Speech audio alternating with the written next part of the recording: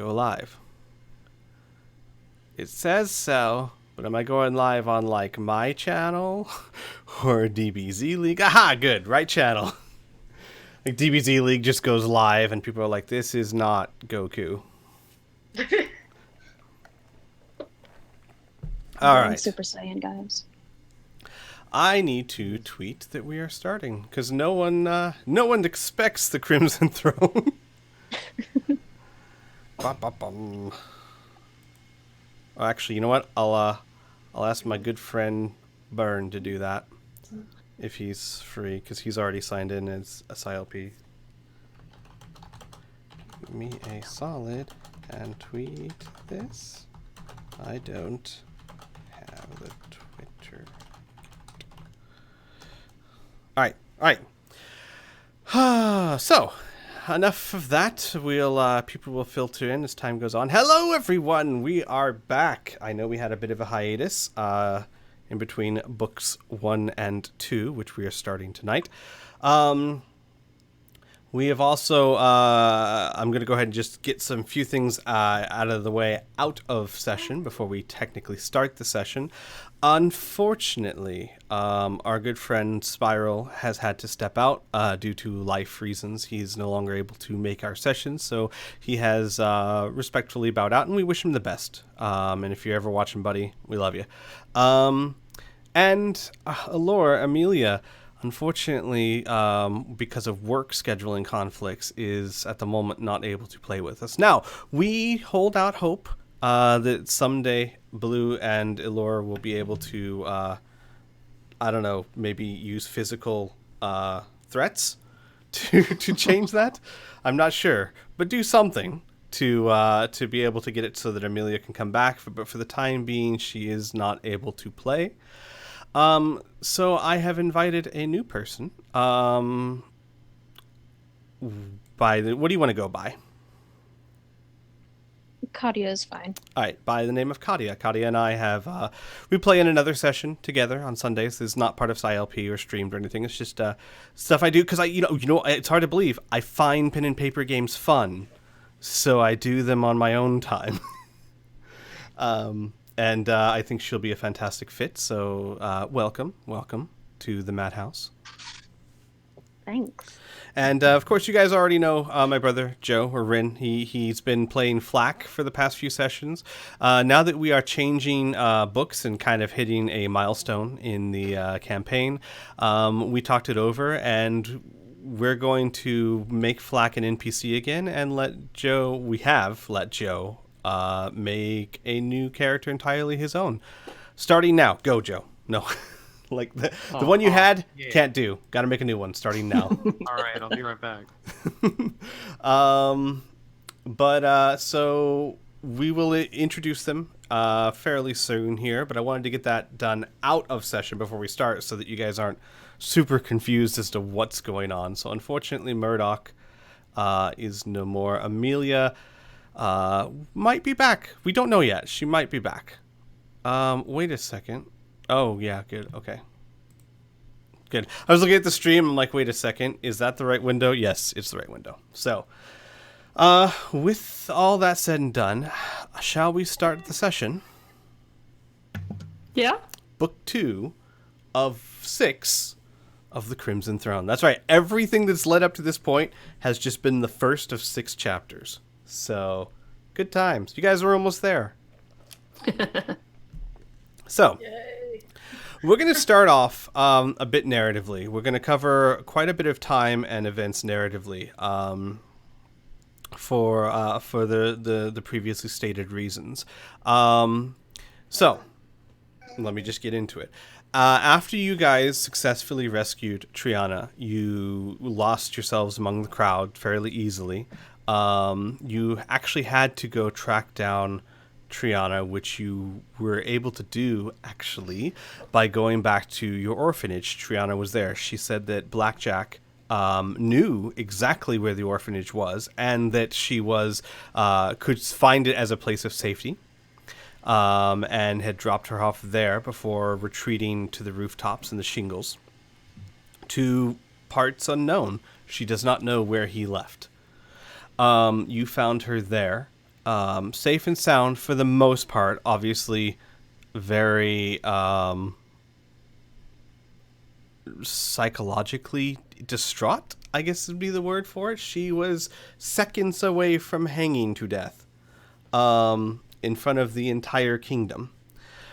So she was a bit of a wreck. She was very nervous. She was very tearful, and she was incredibly grateful that you all came to her aid and saved her.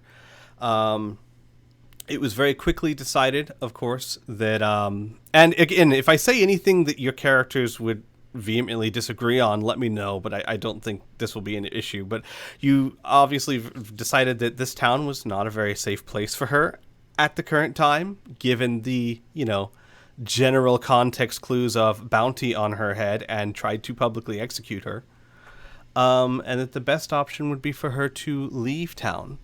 And Amelia, being who she is and having found a sister again and almost losing her again, has decided to stick to Triana for the time being, as Triana is not out of danger yet. Even if you get her out of town, there is still a bounty on her head. She's still in danger. And Flack also decided to go with Triana, being Triana's best friend. You basically hung out at the orphanage for a few days so that things quieted down a little bit, and then you were able, with the help of Van Carlo, actually, who contacted you guys, saying that a mutual friend had mentioned that Triana was here and that you might be needing help.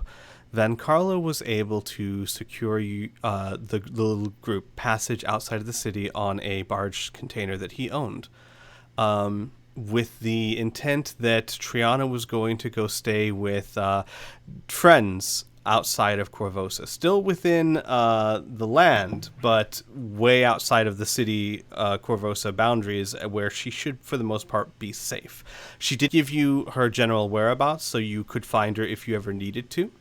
And she, Amelia, Flack, and their mother, who they originally were going to leave behind, given the fact that they were still in danger, but it was a very interesting confrontation in the orphanage, where the mother basically said that she had already lost one daughter, thought she lost another daughter, and now almost lost a third daughter. She is not leaving their sides. So all four of them were smuggled successfully out of the city. Safely. And you know that they did get away safely. They were able to, about a week later, you did receive a message from Amelia saying that they were safe and sound for the time being. Now, I'm going to jump ahead about another 2 weeks, but before I do that, I would like to know, is there anything that you guys the two of you would have done over the 2 weeks? Oh, by the way, I should also mention Murdoch, once he rescued her, he was gone. Never saw him again. He had his freedom, and he took it. Arlen has a couple of things she would be doing. The first thing she would be doing, most of this entire time she's kind of been hidden away, like in her attic, working on stuff or thinking. But at one point she wants to stop by the old lab, or her old lab that had been ransacked, and see if she can get up there and look for to see what's left. Okay. What exactly are you looking to find? Anything in particular, or more just looking for resources? Well, specifically, I'm looking for a piece of canvas that has a finger painting picture drawn on it. Okay. Roll me a D100, please.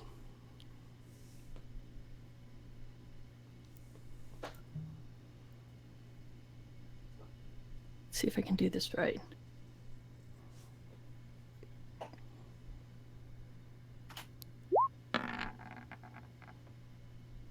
Oh yeah, it's fine. You were able to find it. It is one of the tips is now stained. When the lab was ransacked, a jar of Some fluid. You're not quite sure. It was some kind of oil, maybe. Did get onto the bottom right corner of the canvas and has stained it, but it's not covering any of the important parts. For the most part, it's intact. It was a bit dirty, but some cleaning off. It came out pretty okay. Okay, good. The only other thing I would do during this time is also try to find Thousand Bones and have a conversation with him. Okay. Unfortunately, over the course of the next 2 weeks, Thousand Bones has been staying as a guest, as well as Satomi have been staying as guests of Chrysidia at the Citadel, Volshnik Citadel. And for obvious reasons, you have all agreed that you are going to stay away from each other, at least for a couple of weeks. Because the Crimson Guard actually played a significant role in hindering pursuit of you. And at least for the first week or two, the less you see of each other, the better. So you know that he's there. You know he hasn't left town, neither of them, Satomi or Thousand Bones, but you have not had a chance to go talk to them. Okay. Then, like I said, the only thing I'd be doing is spending the time in my room quietly reading or working on stuff. Got it. Avoiding people. Got it. All right. Oh, by the way, real quick, sorry. Rin, I don't have the token on your character sheet. It's not shown. Is not the picture for it? No, there's no. Hang on. Okay, now it's showing up. I don't know why it wouldn't show up at first. Sorry. Okay, so what about you, Muri?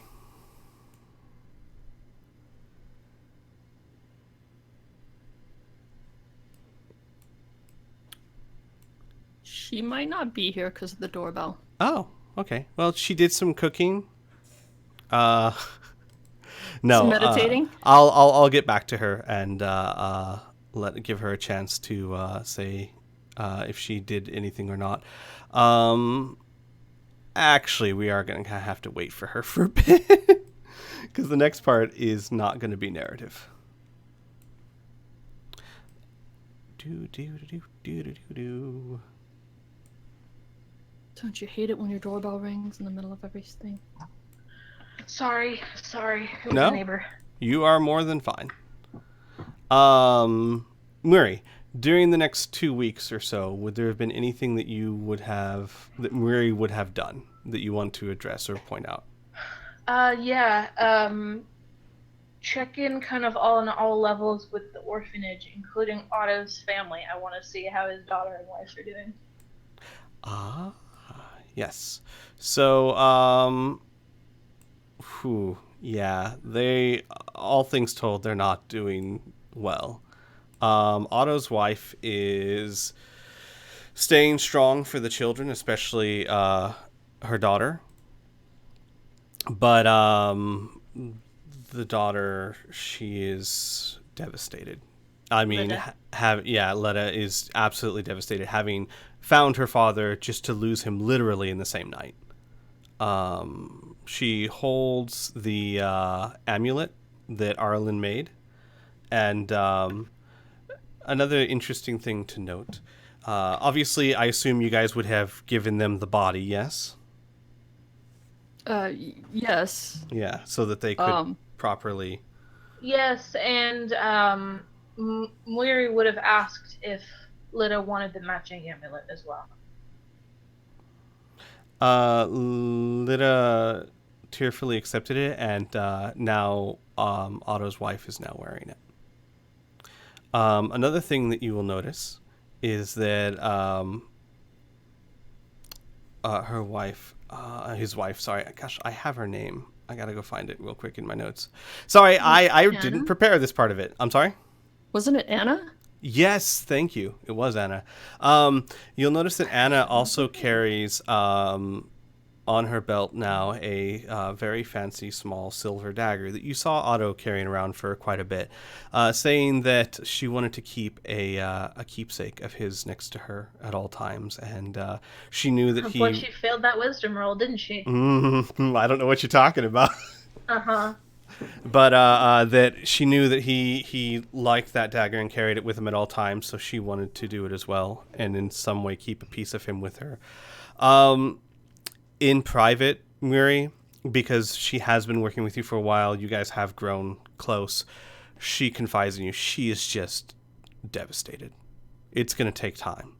But that she is incredibly grateful to you, because if she didn't have the orphanage, she probably wouldn't be able to handle it. You know, the ability to care for the other kids keeps her so busy that she cannot think about it, if that makes sense. Mm-hmm. So well, having lost family as well, Muri will even more so kind of take both of them under her wing, metaphorically, and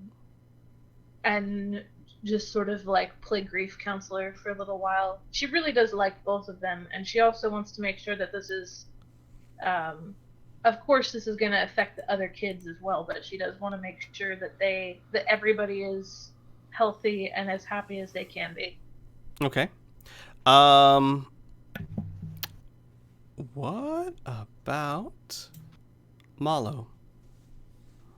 What about him? Do you send messages to him? Oh, fucking course I do.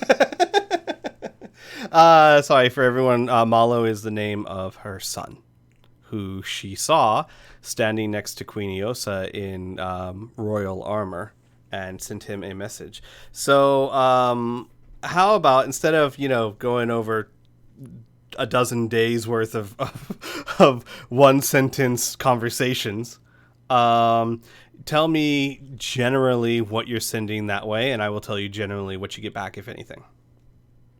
Damn you, because I had 25 word messages. Oh, you know what? Okay, no, I tell you what. If you have that many written, by all means, I will never let player effort go to waste. I only had a couple. That's fine. Do them. I will never let player effort go to waste. No, it's okay. I can split. They kind of all cover the same thing, because I was not sure how many days we were going to be skipping. Mm-hmm. So it's just sort of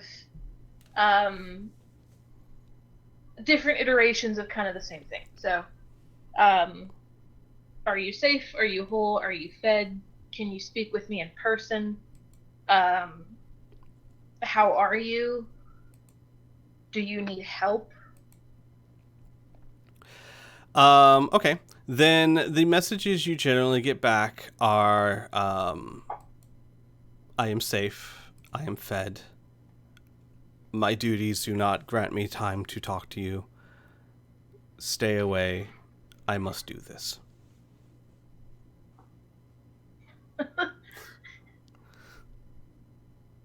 And in anticipation of that, because that's what she knew he would say, is in your armor I see shackles. My son, I love you no matter what. Oh, Murray. The response you would get back is, my armor gives me strength, not that you could see it, and I love you too.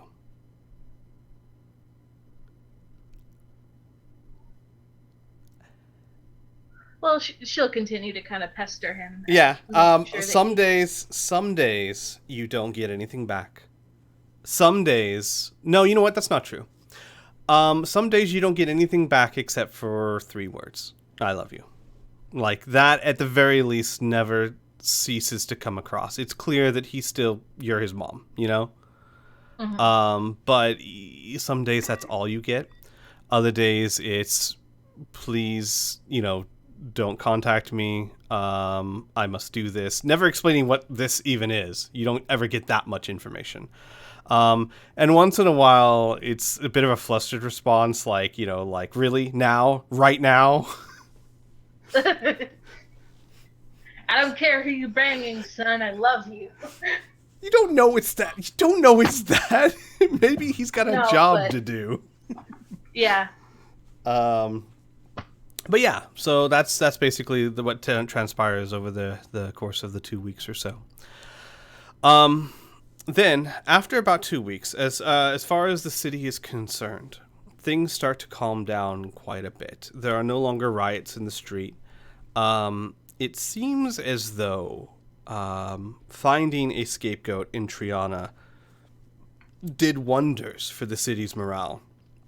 Now, the general opinion seems to be that obviously she was guilty. If she wasn't guilty, then why did she need to be rescued? And who rescued her? Those people in the white gold masks and the white golden capes or cloaks. And that's one point of view that you hear in taverns. And the other point of view you hear almost as strongly, if not just a bit quieter, is, she must have been set up. Those people in the golden masks, they're heroes. And but either side, whether they're saying this or whispering it, that's all it is now. It's talk.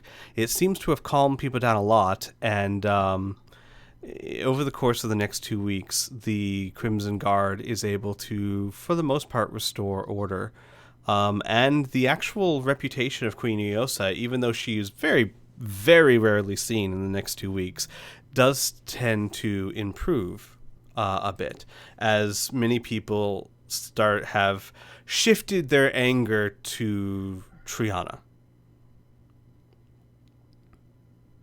Delightful. Uh-huh. So that's a thing. And then after, like I said, after about 2 weeks or so, one day, Arlen, for the most part, you're staying at the orphanage, right? Yes. Okay. The attic is all yours. Yeah. The attic To with the the hole in it. exclusion of everybody else. You would get a yes. You would get a knock on your door probably around noon. And Who's the orphanage door or the attic door? the orphanage door, not the attic door. The orphanage door. Are you speaking more to me or more to her? Well, I mean, whoever wants to answer the door, I suppose. Probably me. Okay. I'll look outside the door to see who it is. You see, Chrysidia, though not for the first time, actually, not in her uniform, in her armor. She is dressed in very common, plain woolen clothes, and she has a very common Corvosa hat that many of the women in the city wear. That kind of is pulled low over her hair. And as you open the door, she says, "May we speak?" Of course. And I'll come, once I see that it's Chrysidia, I'll come down the stairs. Okay. Maybe a little too fast. And kind of par for the course for Mary, she'll immediately start to fuss and make tea and ask about have you eaten and She would say, "Oh, well, actually, I don't need to put you out, but if you have something prepared, that would be much appreciated." She doesn't, but she's not gonna just take no for an answer. Right. Understood. So, Chrysidia will have a seat while Miri fusses about preparing a full meal, a snack. What are we talking here? Like tea and biscuits, or A full fucking meal, of course. so for the next 45 minutes. Take that back to about half an hour. Okay. For the next 30 minutes or so, Chrysidia will make small talk with Arlen. Basically, like, how is your? Are you getting used to your new form?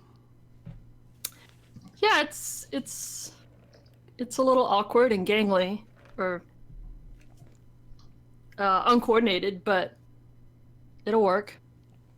Everything's there. Good. I'm glad to hear it. I'll be honest, I've never heard of, well, your, I hesitate to say condition, your experience.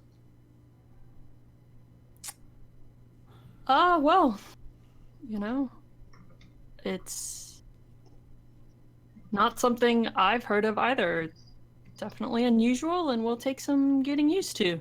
I see. Um, I was curious. I know that you and I have not shared much of our personal lives with each other, as should be, but, well, do you want me perhaps to inform someone that you are still alive, or, and she kind of hesitates, or perhaps that you are not? After all, there is still Arlen's body. Family, perhaps. Wow.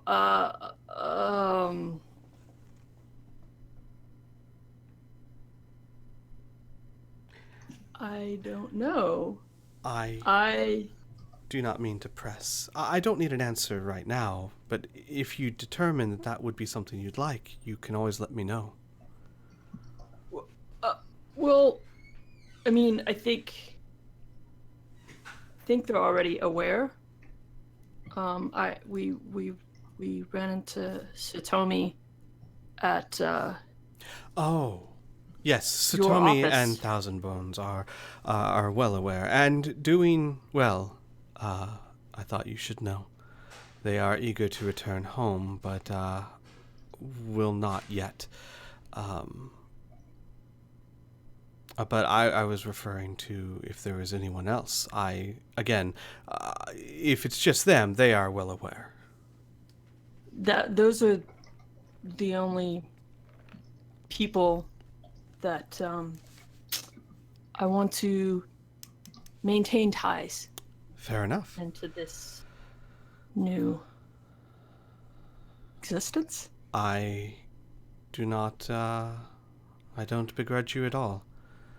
It's, very interesting. Thank you, she says, Murray, as you start putting food down. It smells, Mary, what'd you make? Lots of vegetables because she doesn't know what. It smells delicious. And the last time she saw her, she was not looking so hot. Yeah, she does seem more rested now. Still Okay. probably overworked, but not to the level that she was. And as you sit down and she tries some of the vegetables and tea, she goes, well, on to business, I suppose. First of all, I wanted to congratulate you on the success of your very dangerous endeavor.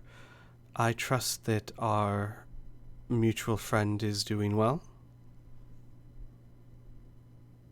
Yes, she's well and safe for now.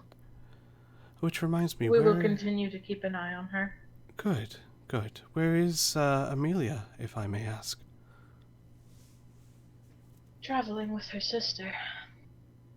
Ah, yes. Well, I suppose that would be appropriate. My reason for coming is of a very sensitive nature, so I trust that you will keep my visit here between us. Of course. Of course. You know where I stand when it comes to the Queen's decision for how Triana was handled. I believe in justice and I believe in the law, and I will be the first to tell you that had I been confident of Triana serving a fair trial, I would have ensured she did. I want you to understand that so that you do not misunderstand my point of view. Of course. And I, if it is not too sensitive a question to ask, would ask if there has been any backlash towards you. No. We were able to play off any impediment the Red Crimson Guard gave the Grey Maidens as incompetence on the part of individual soldiers that I assured would be reprimanded, but I have forgotten to do so. Very busy, you know. Of course. That said, I am treading very carefully on very dangerous ground, and I find that almost daily that my authorities are being pressed upon by these new Grey Maidens. You intimately met them when you saved Triana. They are the new personal guard of Queen Eosa. They answer directly to her, and, well, I don't know too much, but I have suspicions they are fanatically loyal and dedicated. And in my experience, which is considerable, you don't get that kind of devotion from an entire corps without a certain level of, shall we say, discipline I think is inhumane. That makes sense. Yes. Well, the point is that I firmly believe if the Queen has her way, she will continue to erode our authority and give it to the Grey Maidens. But I cannot move against her publicly, especially now that the city is finally starting to calm down. My interest, my goals, my duty is to the people of Corvosa. And while I am not a fan of what the Queen is doing, and I think that she needs to be put in check, I cannot move directly without causing civil war, and that is not within me to do, especially since I have no direct evidence of what is taking place, only what I see and what you see.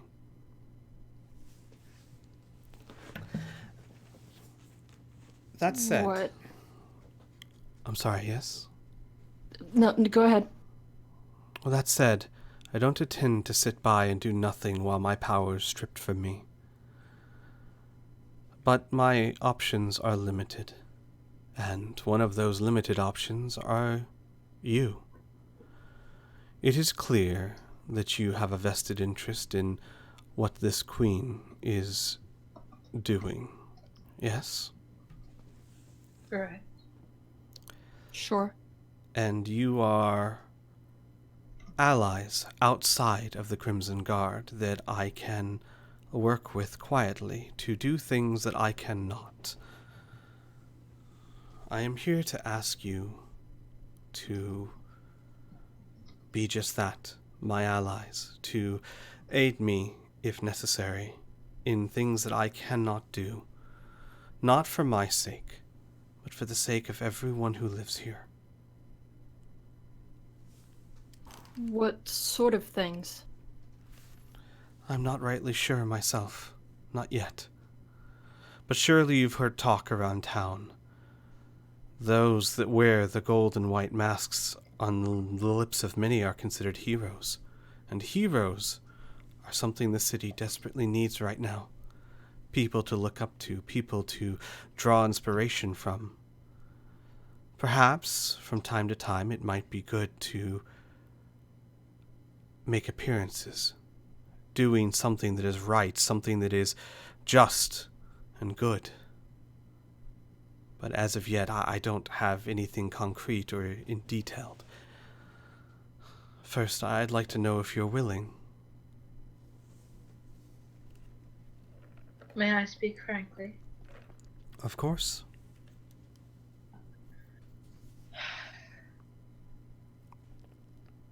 I know at the core of your heart lies justice. We have been and will continue to be your allies. I speak mainly for myself. I cannot speak for the others. I'll continue to be your ally. So far, what you've asked us to do has, for the most part, been in my best interest. Help me along achieving my goals, and as long as they stay the same, or similarly aligned, definitely do what I can to help. I'm In addition, I think I have good opinions of you, shall we say. I trust your judgment in ways I would not trust others of this city, especially those in power, and I would sooner follow your heart than anyone else's in the city. I am heartened to hear you say that. And rest assured, this is not intended to be a one-way street. I will aid you however I can in achieving your own goals, for much the same reason. So far, from what I've known of you, everything that you've attempted to do has been in the interest of the city. Even if you did it for personal reasons, getting a figure like Adrian Lamb off the street is nothing but good. And, while I could never say so publicly, taking care of DeVargo has made my life infinitely easier. So, I will be sure to return the favor as much as possible. I would like to invite both of you to a ball tonight, actually. Queen Iosa is throwing it in celebration of, well, in celebration of the beginning of the harvest season. It's a yearly tradition that some would think that, given how close the funeral of the king still was, that this should be cancelled, but she has pushed forward with it. Though, on the bright side, it is an opportunity for you to meet a friend of mine, and perhaps to see Thousand Bones and Satomi again, as well as get an idea of, well, the current political standings of the town. I will invite you officially, of course, as a reward for helping me during the times of the riot. After all, the Queen herself sent you to me. I will simply say that you have been invited as a thank you for the efforts you gave during the time of trouble for the city. But between you and I would like you to use this as an opportunity to understand what you may be up against. May I once more confide in you? Of course. That day, the execution day, Cressida, she has my son. I What? don't know how or why, but I saw him standing on the parapets with her, and I cannot help but feel that he is not there willingly. The Kadal. Yes, I had long thought him dead. I see. Then I am not sure if it is a good thing, but I feel you should know. He is... currently, he is the captain of our guard. The de facto leader of the Grey Maidens. And what you ask puts me in direct contention with him. I see. That does not mean I am unwilling to do it. But should the opportunity arise, I would like to speak with him. To Well. understand why he has chosen this path. Or even if it was not his choice. Well then, perhaps coming tonight will be more fortuitous than I thought. He will surely be there.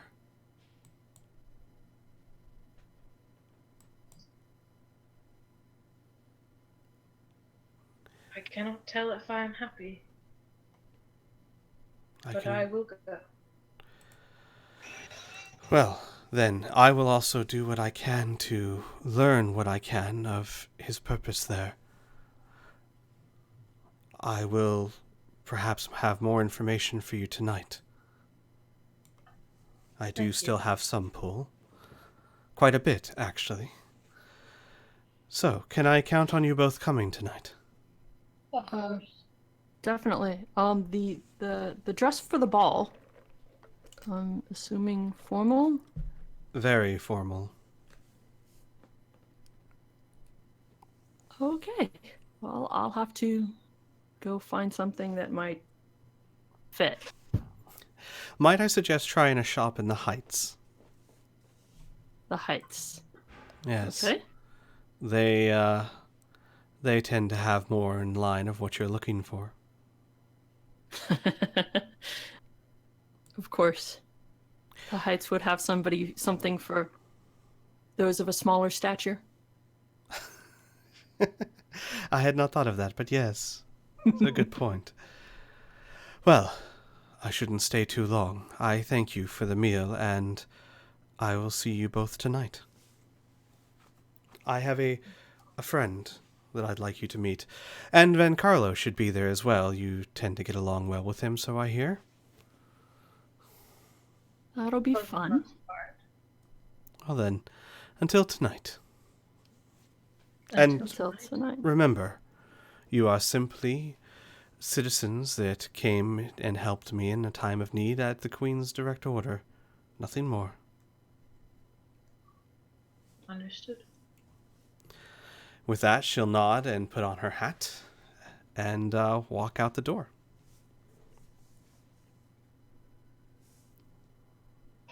Well, okay. All right.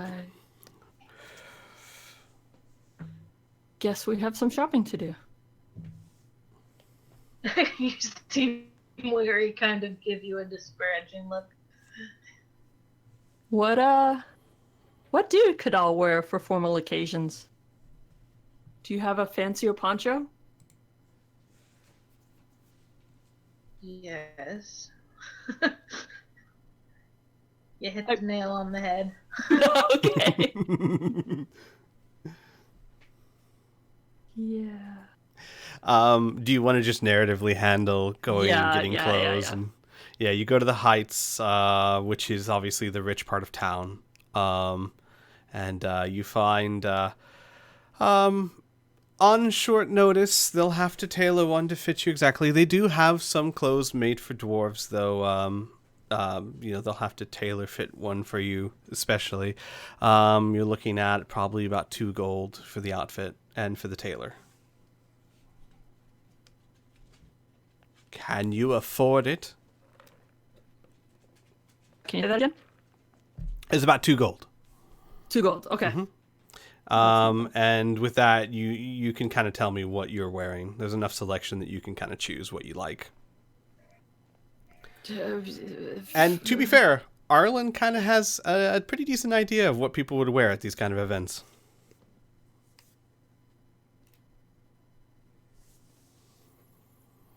Oh, crap. I would have to. Arlen does not feel comfortable in a dress. That is Sure. definitely not her thing. So she has like the equivalent of a pantsuit. You know, it's Okay, I hate to tell you this, Sib. Formal dress in Corvosa is not a pantsuit. It is a gown. I'm sorry, it's just the society you live in. Pantsuits are considered like barkeeps or women that work, and obviously upper class women don't work, so they don't wear those kind of things. They wear fancy gowns. I was meaning more a feminine version of what the males would wear. So Okay, all right. I mean, it's not what people wear to that, but you can certainly wear it. You know what I'm saying? Like, don't get me wrong. I'm not telling you can't. I'm just making sure you understand. Yeah. So you want more like a the nobles of this dresses. would wear usually very fancy tunics and leather pants with buckle shoes, and almost a French Renaissance type of look to them. Okay. So a more feminine version of that. Yes. That's going to cost you an extra gold, because that they don't have anything of. They're going to have to take a suit meant for like a male dwarf and tailor it up quite a bit. They can still get it done in time, but it's going to cost you extra. That's fine. That's Okay. quite all right. All right. Murray, do you need to get anything, or do you have something? No, she has her regular poncho is kind of it doesn't come down kind of all the way to her feet. The one that she has is more in the style of it definitely looks like it belongs to a cleric. It's definitely looks like someone who is deeply religious would wear it. It's less a poncho and more like a long robe. But yes, it's she has something. Good. Okay. Got it. Well then, with that, you guys get dressed, and basically you would be told, of course, where it's going to be, which I'll hang on, give me a second. It is not in the palace, but it is actually going to be held at the hang on, sorry, let me find this on the map. It is actually going to be held at the academy, inside the main academia hall. There's a very fancy like ballroom that is used for events, festivals, and things of that nature. So it's actually being taken over for this event tonight. And you would be told, obviously, about what time you need to arrive and things of that nature. When you get there, well, first, real quick, before we do that, anything that you want to say or do before we move to that scene? No, not really. Okay. No. Okay. Well then, give me one moment here. As I change things around a bit, adjust a token size or two. Got it. Jesus, I just saw the picture you posted in Discord. Oh boy. The what now? She saw the picture of the clothing that I posted in Discord. Oh wow, I'm just seeing that now myself. The following Oh, comment boy. is exactly what I thought. You are wearing a rug. That's what you're wearing. Yep. Nice. All right. Okay. Give me a second. I'm going to move you guys over. When you enter the academy with everyone else, you show them your invitations, of course, and they guide you to the ballroom. And when you arrive at the ballroom, you're greeted by Chrysidia and motioned over to a big banquet table. The room that you enter is beautiful. It has large columns that uphold the walls, and the floor is made out of black and red polished marble. The table is a very large banquet table that is used for feasting. And of course, there is a stage set up at the bottom of the room that's intended for like shows and things of that nature. As you enter, guests have already started arriving. You do already see the queen at the head of the table in her own throne-like chair, flanked on both sides by 3 gray maidens, and obviously Muri, you can tell, dressed in resplendent armor, custom fitted for a Kadal, Malo, standing next to her. Standing up very tall and very regal and looking mighty fine in his armor. My handsome boy. Other than that, there are a lot of people that you, most of you don't recognize as such. Arlen, you recognize Yes, one individual. This I gentleman. do. Oh, Mm-hmm. okay. Is an individual by the name of wait a second. Why is that not showing up anymore? Give me a sec. Oh yeah, Callum Ulsler. It's my daddy. It's your daddy. Yeah. And roll me an intelligence check. Actually, all of you roll me an intelligence check, please. Oh boy. And that includes the new players too, because this information would be relevant to you as well. So, Arlen rolls a 20. I clicked the wrong Nice. one. Doesn't matter. I'm a genius, guys. Murray? There's okay. Rhea, this kind of fits your character anyway. All right. Okay, only Arlen. Arlen, you do recognize these two characters as well. Okay. That is Malaya Arconis and her Okay. husband. Oh, hang on. Sorry, I gotta find his name real quick. So many things to sort through. Malaya Arconis and her husband Galorio Arconas, which you remember, Malaya Arconis was the noble that was manipulating Van Castrican, and also Oh, it's the knife bitch. the noble Yeah. that Yeah, turned in okay. Triana.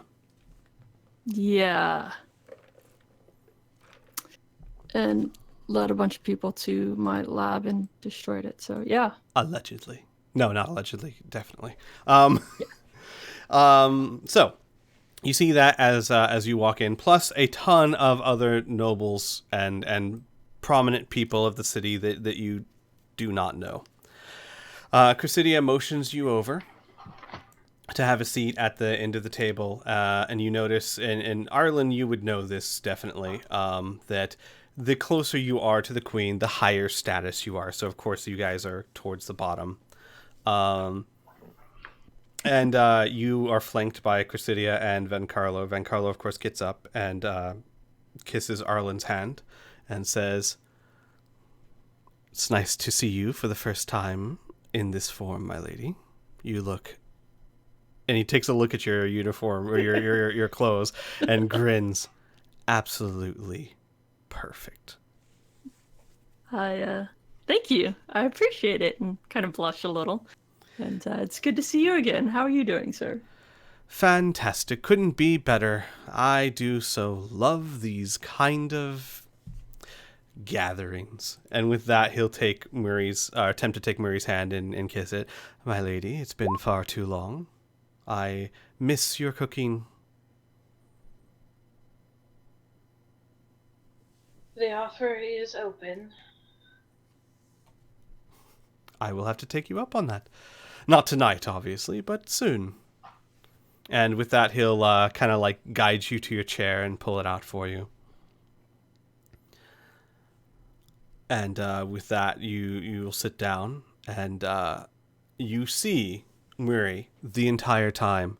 Malo's eyes just lock onto you, and it's hard to tell. I mean, it's hard enough to tell facial expressions, not for you perhaps, but for most people. But with the helmet The lack on, of eyebrows and lips. yeah. Yeah. But with the helmet on, it's even harder. All you know is that those eyes are following you. Like, it's clear. He knows it's you. How would he not? Mm-hmm.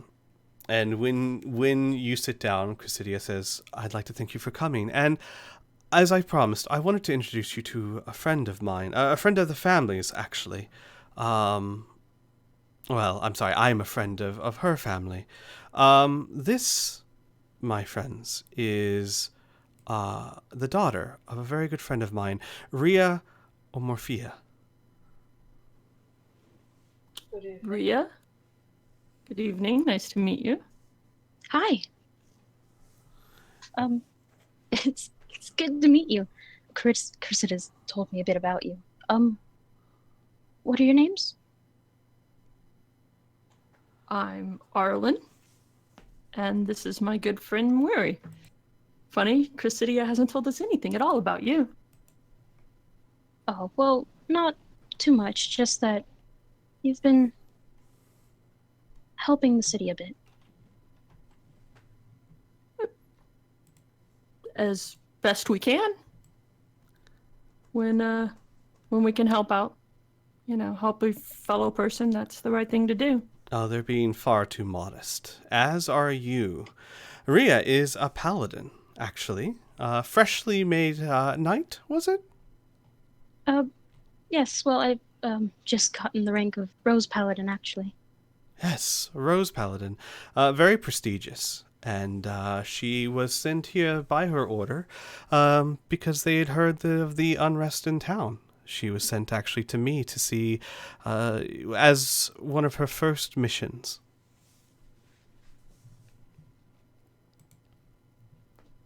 Oh, and what mission was that? Well, it's a bit more than I could say in one conversation, I suppose, but I'm simply here to help. To try and bring love back to the city. Rather than the chaos that's seemingly been unfolding.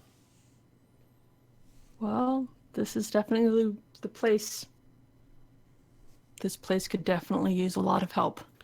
You hear from your left, Van Carlo go, and spreading love is always a worthwhile endeavor. My lady, and he says, and Rhea, you see an older gentleman, probably in his 50s, maybe his late 50s, though. He qualifies as a silver fox. He does. Don't worry He is about it. in fantastic condition. You can tell even through his clothes. And he has a rapier belted to his side. He comes over to you and takes your hand and bows and kisses it graciously. And he says, any paladin willing to further the causes of love is a friend in my book. Oh, well, it's nice to meet you then. And what is your name, may I ask? I am Van Carlo. I am a local swordsmaster and minor noble of this town. No one of true importance, really. And you kind of just hear Chrysidia, Van Carlo, sit down. And Van Carlo just gives you a wink and then walks back over to his chair. The fun police has rolled in. And Chrysidia says, in any case, I was hoping that you would get to know each other. I think that, well, shall I say that I trust Rhea with my life.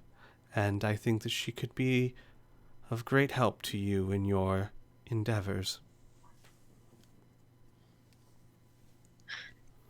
Then we will endeavor to do so. Rhea, you were assigned to, or told to come to me to see how you could best help me, yes? Yes. Well, I think that you could best help me by following them. And, helping them in whatever ways that seem appropriate to you. I think that you could learn a lot, and certainly be of a great use to me. Well, if that's where I'm needed, then that's where I shall go. Chrysidia will turn around and look at both Miri and Arlen and nod at you knowingly. And repeat, I trust her with my life. And we will take care of her.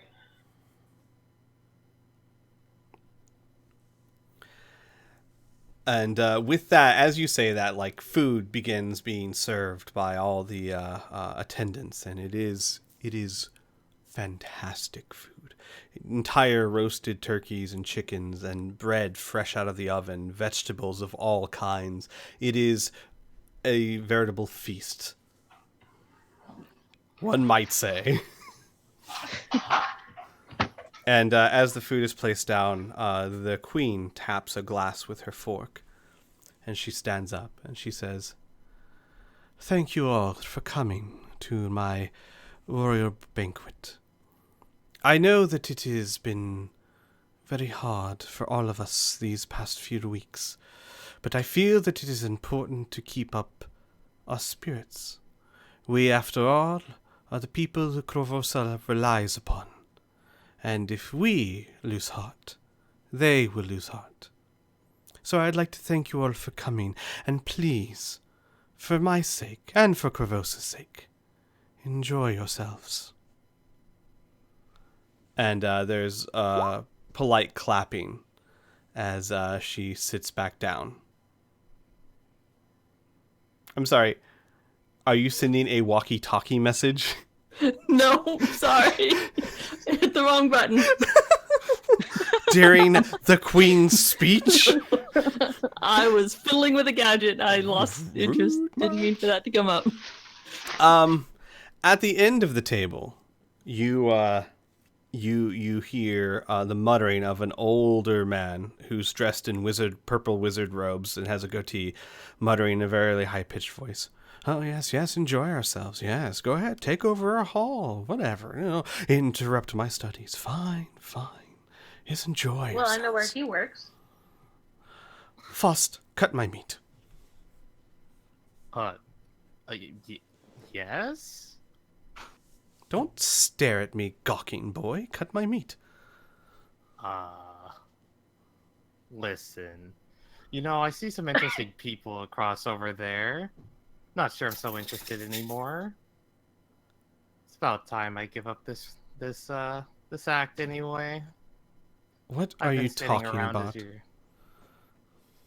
I've been your student here for a while, but I don't feel like I've really learned that much. You tell me all about how you can attach an arm to a different place, or how you can visit the ethereal plane once you're high enough level. But I don't really see anything from you outside of scribbles on a board. I haven't seen you really do anything that impressive. What? How dare you? Do you know I am Riedrich Futterstitch?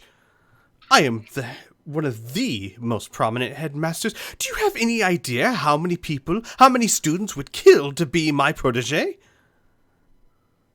What lineage even is Futterstitch? Like I've never heard of that before. Do you even have any background at all? Well, I never. The Futterstitch is a very proud and long, prestigious name. And he stands up, and by this time his voice has risen. Half the table is it's not quite carrying maybe as far as where the Queen is, but you can all clearly hear it. And the wizard's face has just turned a beet red. Right. So it's a noble name, I guess. From what? I will not be talked down to by my own protege in front of all these people. Consider yourself expelled. No. What do you mean, no? No. But why should I leave? Feel like I'm more knowledgeable than you. And with that, he just kind of closes his lips and works his mouth as if he's trying to say something. And you hear from the end of the table the Queen say, Headmaster Futterstitch, is everything okay? And you see now everyone is silent. Everyone is staring directly at him. And he goes, Your Highness, I think that simply I must have got a slight bug. I am so terribly sorry, but I wish to be excused from the festivities. Well, of course, Headmaster. Thank you, Your Highness. Protege, come. I don't see any interest. I thought you already expelled me. It's a joke this one has. Very well, Protege, stay and, be my mouthpiece for me while I'm gone. And with that, he turns around and just stomps out of the room. And, Faust will mutter under his breath. Good riddance.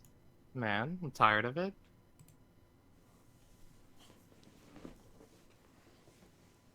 And with that, the table just kind of goes back to eating and tittering and laughing. And Vencarlo just kind of smiles to himself and then looks over at Arlen and he goes, "It's about time someone put that man in his place." Perhaps. I'm sorry, I wasn't paying attention. I was a little distracted. Well, you didn't miss anyone important, I assure you. That's the understatement of the century, being here. And with that, Vencarlo actually raises his cup and raises his voice a little bit towards the end of the table. "Young sir, I salute you. You may have just ruined your career, but I definitely feel it was worth it." I mean, what type of career? Sitting around here, eating at a fancy dinner, always reading out of books. Not a life of interest.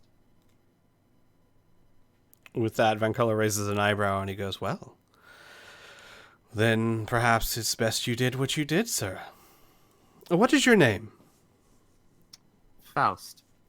"Well, Faust, again, I tip my glass to you. It's rare to find an academic of your caliber, in my opinion." I quite agree with you. Most of the people up here are too stuck up or conceited to see reason. Indeed. Indeed. And with that, he'll put his cup down and go back to eating. And with that, Chrysidia will say, "If you'll excuse me, I wanted to speak to Mwiri quickly, if you don't mind. Rhea? Dear. Yes. Why don't you get to know Arlen a bit more? Arlen, if you don't mind, I'm going to steal Mwiri for just a moment." Sure. And That's- with that, Chrysidia will stand up and motion for Murray to follow. Oops. Sorry, I clicked the edit token button. Oh, it keeps coming up. Okay. All right, That's as far as I'm moving. I'll handle the conversation with Murray first, and then I'll let you guys talk, because this won't take too long. Chrysidia will pull Murray off to the side, and she'll say, "I did some looking into your son, and I was able to find a certain amount of information. It seems that he is not held there against his will. He sought out the palace guard around 2 years ago. I don't know if that means anything to you." 2 years. More or less. Maybe a bit longer. It's hard to get exact dates. But it would seem that he applied of his own volition. Very quiet, from what I heard. Very studious and incredibly dedicated, as if he was driven by a purpose. He is a prodigy in some people's minds to have risen the ranks so quickly.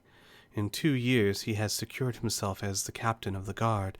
That is almost unheard of. But apparently he has impressed the right people with his skill and his sense of honor. And yet something still rings wrong about it. I agree. No amount of talent should be able to rise you through the ranks that quickly. I do not know who he knows or who is rooting for him, but whoever they are powerful for him to have climbed so far so quickly. Indeed. That is, unfortunately, all the information I was able to find on such short notice.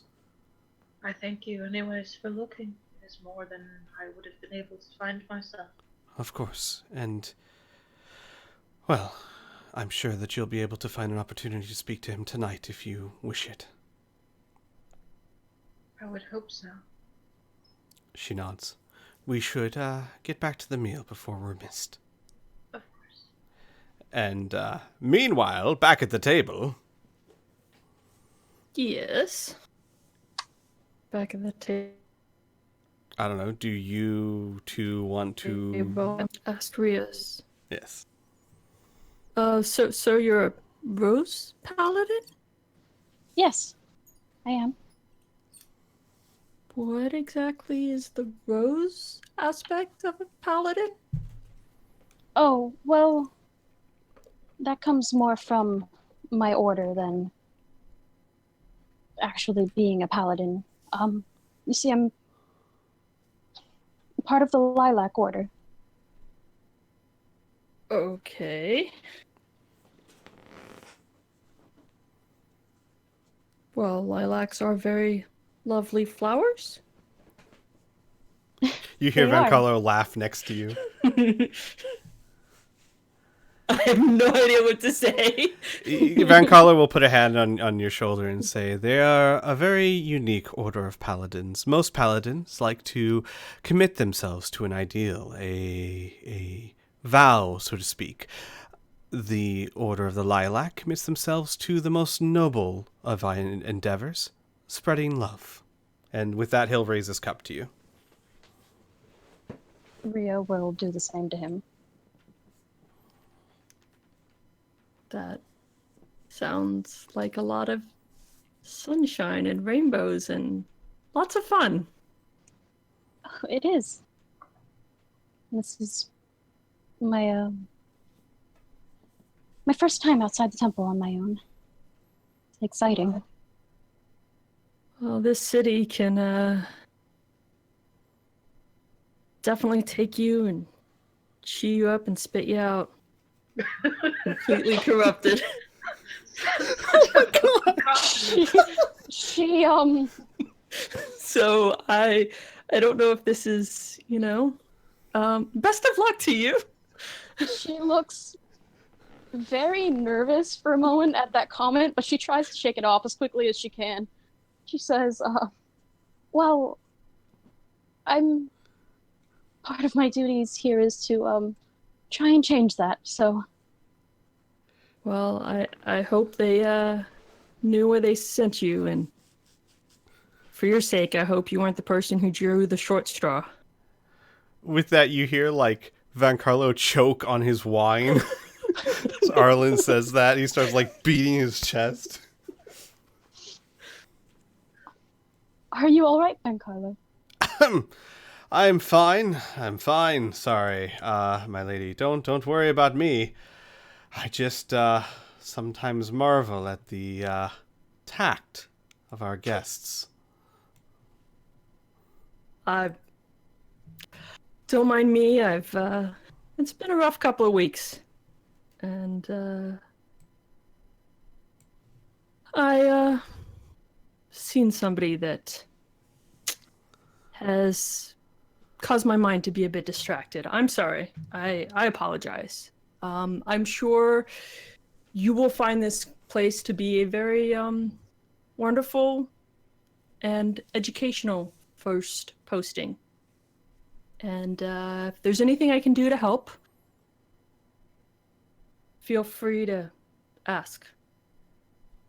Oh, well, same goes to you, of course. And that's about the time that Cressidia and Muri come back, and as they are taking their seats, Vancarlo just quietly looks to you and goes, "Really, Arlen? What? I mean, You have got to be the worst motivational speaker I have ever heard. sorry, I didn't know I was supposed to. Chew you up and spit you out? Look at that bright-eyed girl. Why would you say that to her? So she knows what she's getting into. She'll learn on her own," he says. I'm sorry, I just prefer to know what's coming. He kind of just shrugs. And with that, again, the glass fork against the glass is chimed, and the queen stands up. As Arlen, you also see that the door is open, and Satomi and Thousand Bones walk in very traditional Shawanti dress. It is Shawanti, right? Yes. Yes. Okay. See, because I was pronounced it Shonatai so long ago, and now I don't remember what's the right one and what's the wrong one. Shawanti. It's Shawanti. Yeah. And as they walk in, Queen Eosa says, "Oh, go ahead." Just remember, like, you're going to show your aunt. Right. Something. Nice. Show auntie. She goes, "I have been informed that we are joined today by a very esteemed guest, Thousand Bones, the chieftain of our local Shawanti tribe. Thousand Bones, let me be the first to say, our two peoples have not always seen eye to eye, but I am grateful that you are here, and hope that this will be a sign that our two people can come to a better, more agreeable future." And with that, Thousand Bones will nod his head, and he and Satomi will take their seats over here. Unfortunately, I'm sorry, I don't have tokens for those two. So, use your So mind. theater of the mind, then some Yes. tokens. It's okay. Correct. They sit down, and as they sit down, Satomi will look at you, Arlen. I'll just kind of like sink down as low as I can in the chair and deliberately not make eye contact. It's not hard now.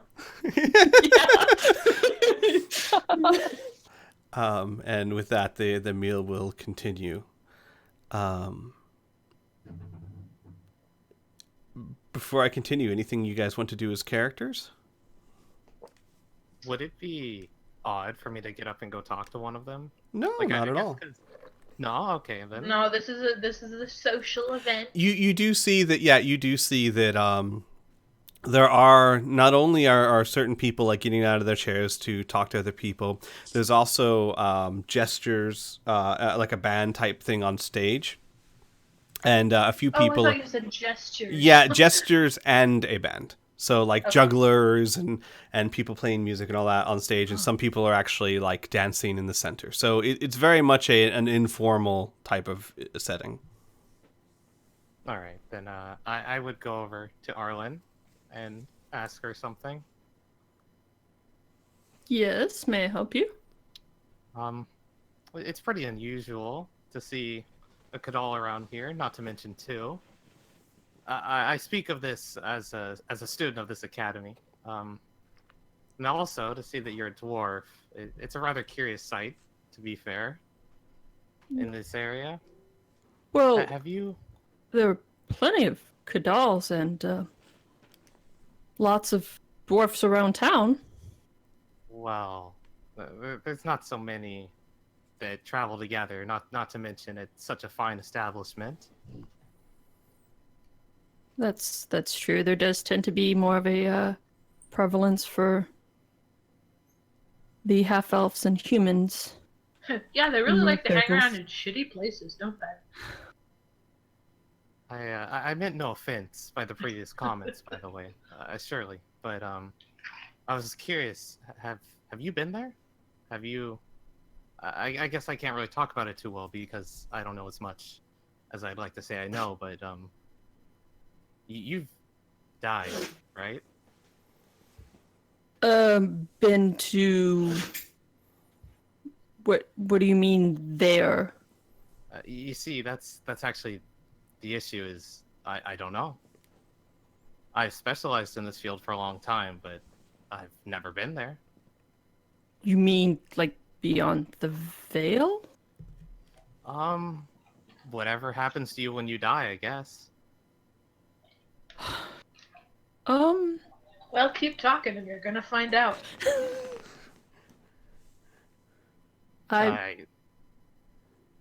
Sorry.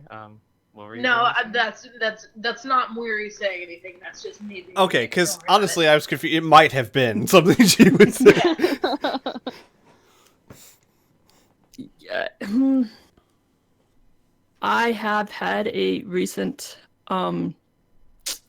death experience, but as opposed to near death. but I'm not sure that here or now is the best time to discuss it. One doesn't necessarily like to talk about such personal things in mixed company?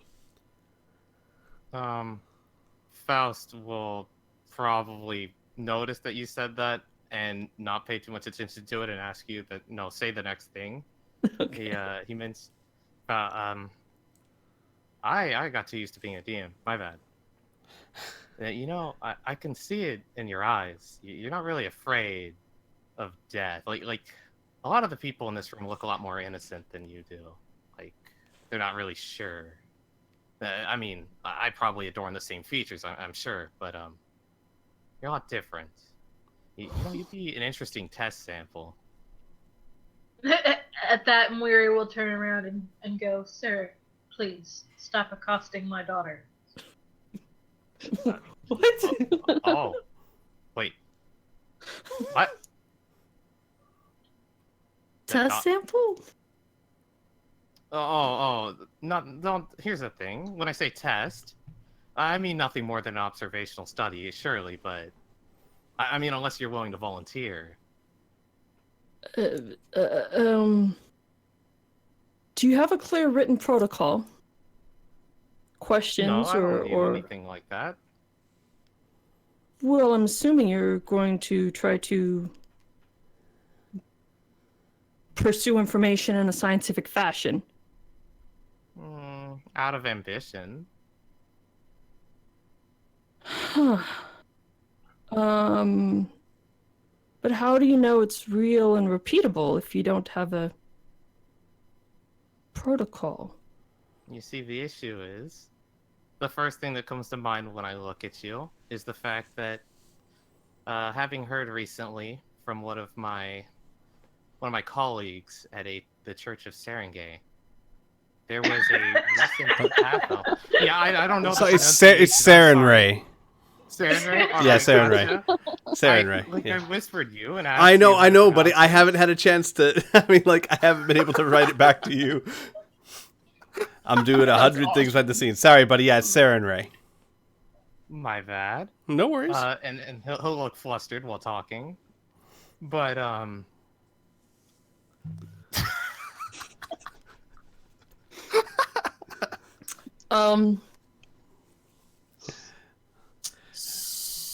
So I'm sorry.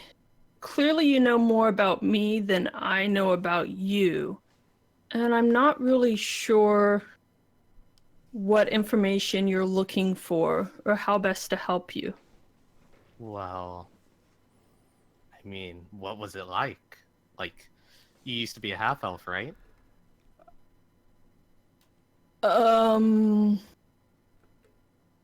Wow. Well, Chrysidia's eyes widen and, like, looks at Muri and kind of shrugs. And when he says that, I kind of look towards, the head of the table, towards my father, and say, that's not really something I want publicized or spread around. Can we please have this conversation at another time? Sure. I would greatly appreciate that. And as you're, like, talking to him about that, he pulls out, like, a little notebook and starts writing a bunch of stuff down in it. Okay. And he gives you an address to his dorm room. Okay. And Will he this still be now return active? back to his seat. Okay. Is this a good place to find you at? Throughout this entire interaction, you can just see Moiri's opinion of him just plummet. You see, like, at one point, Chrysidia, like, leans over to Muri and she's like, is it me or is she actually considering this idea? She's not going to do it if I have anything to say about it. I see. And as this is back, I'll kind of lean over and look to both of them and be like, what is it that I'm supposed to be considering? I don't understand what he was asking for. Nothing. Remember to eat your vegetables. And with that, Van Carlo kind of goes, my friends, I want you to meet someone. Just one moment. And he'll, like, leave the table and come back with almost not dragging but leading a young woman behind him. She looks to be maybe 18, maybe 19, very young. She is wearing a black dress, a black gown made of silk with purple lilies on it. And she has black hair that's slightly wavy and violet eyes, which is fairly unusual. And he leads her over to you, and he goes, "My friends, I would like to introduce to you Shala Valentine." And the girl looks up and she goes, "Oh, it's a pleasure to meet you all. Would everyone please roll me an intelligence check, please?" Because that went so well for me. I know. Exactly. Wow. It's fine. Well, then. Mwiri and Rhea. You've heard of the Valentines before. The Valentines are a family of bards that are renowned for their performance abilities. They are the type of bards that perform for kings and emperors. They are famous for the performances they give, and they are famous for being a family. Rhea, you know that maybe they came to your order once to perform. You know that they are headed by a matron, a mother, and there are, as far as you know, there's like 4 or 5 children, all of whom are bards and of supposed renowned potential. And, All right. and Van Carlo says, Shala will be performing for us tonight. She's the youngest Valentine, and in my opinion, the best Valentine. And she kind of puts her eyes down. She says, "You're too kind." Rhea will immediately get up out of her seat and excitedly walk over to her and extend her hand, saying, "Wow, it's lovely to meet you. Oh, I'm Rhea." hello. It's a pleasure to meet you, Rhea. And Arlen will extend a hand and say, very, very interesting eyes. Oh, It's nice to meet you. thank you. Thank you very much. Master Dwarf?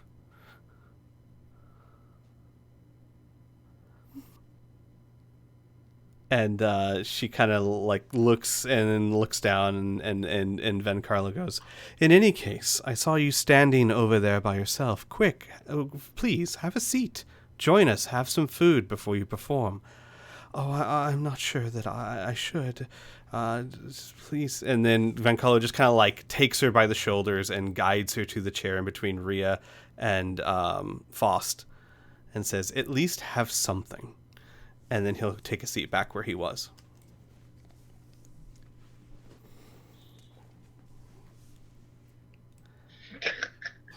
And you see Shala kind of looks to her left, looks to her right, and nods, and then kind of like nervously kind of picks at her food. And as Van Carlo sits down, he winks at Arla and says, "You're in for a treat." Well, coming from you, that would be a real should be excitement. I trust your sense of these things. He nods.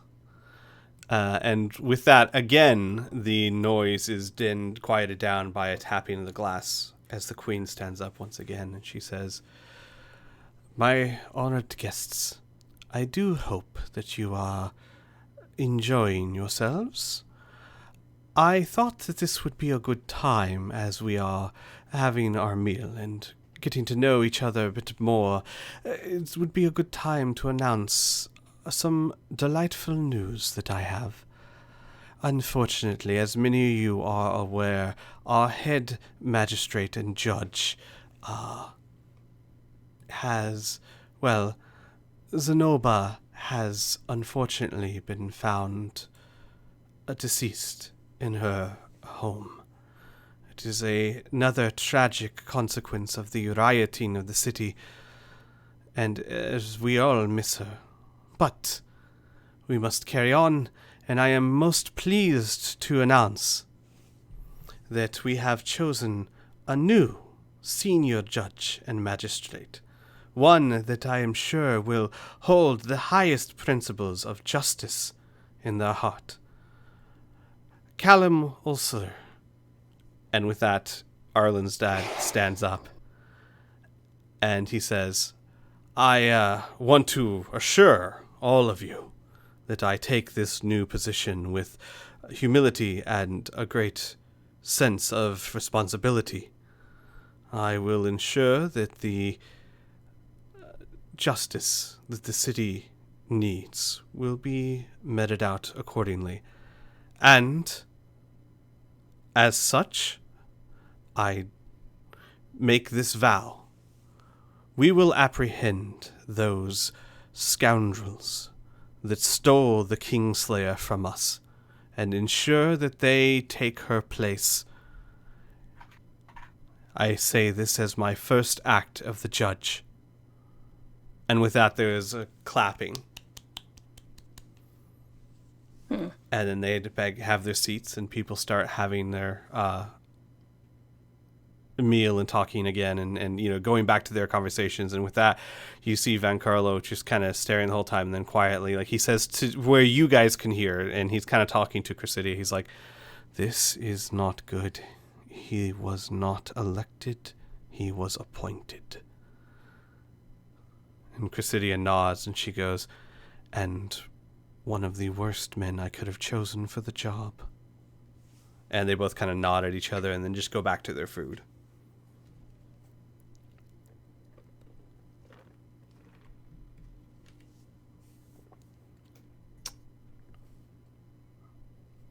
Well, this will be interesting. It appears good news abounds. Just lots and lots of work to do in the city. Indeed. And, go ahead. Oh, sorry. Just because Miri has not girded the paladin at the table, she'll turn and say, "Rio, was it?" Yes. The Rose Paladin. Now, whose order are you from? The Lilac Order. Ah, I see. You are one of, in your tongue you must call her Shellen, is that not? Oh, yes. Indeed. I think you will be a welcome addition here. I can only hope so. You have it in your power to make it so.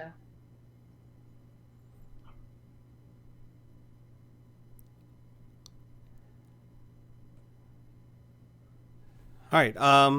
With that, if no one else has anything, the meal continues on, and of course, any food you need is given to you. Your cups are refilled with many choices of wine and ale and anything of that nature. It's delicious food. Mary, maybe not what you would have chosen, but it's well prepared at the very least. Whoever made this certainly knows what they're doing. And you see Faust over there taking notes. Faust, do you even touch the food, or are you just too busy taking notes? You see, like, a bite might have been taken, and under the table he's doing something. You hear next to you, are you all right, sir? As Shala is looking at you. I'm quite all right. I'm just not that hungry. There's a lot of interesting characters here to journal about. I see. Oh, well, you write very fast. Thank you. It is, I guess, sort of what was my profession as a student here. You see, I was actually recently expelled, but... Oh my, that's horrible. Yeah, I don't know. Maybe I was expelled. He left, and I'm still here, but I found a new interest, And I sort of like subtly point over to Arlen, like trying to be discreet, but probably not at all. Oh no. I see. What, no, I'm sorry. It's not my place to ask. And then she just kind of turns back to her food. Oh.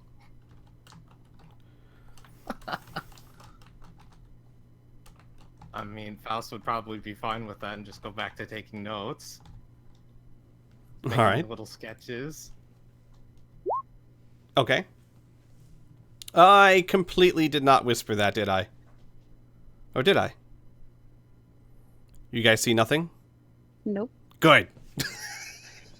I just realized that and this is something important to note, if I whisper something to you guys, actually, let's do this from now on. If you guys have a private message to send me, send it through Discord, because anything I type back to you will show up in the player window that the stream sees.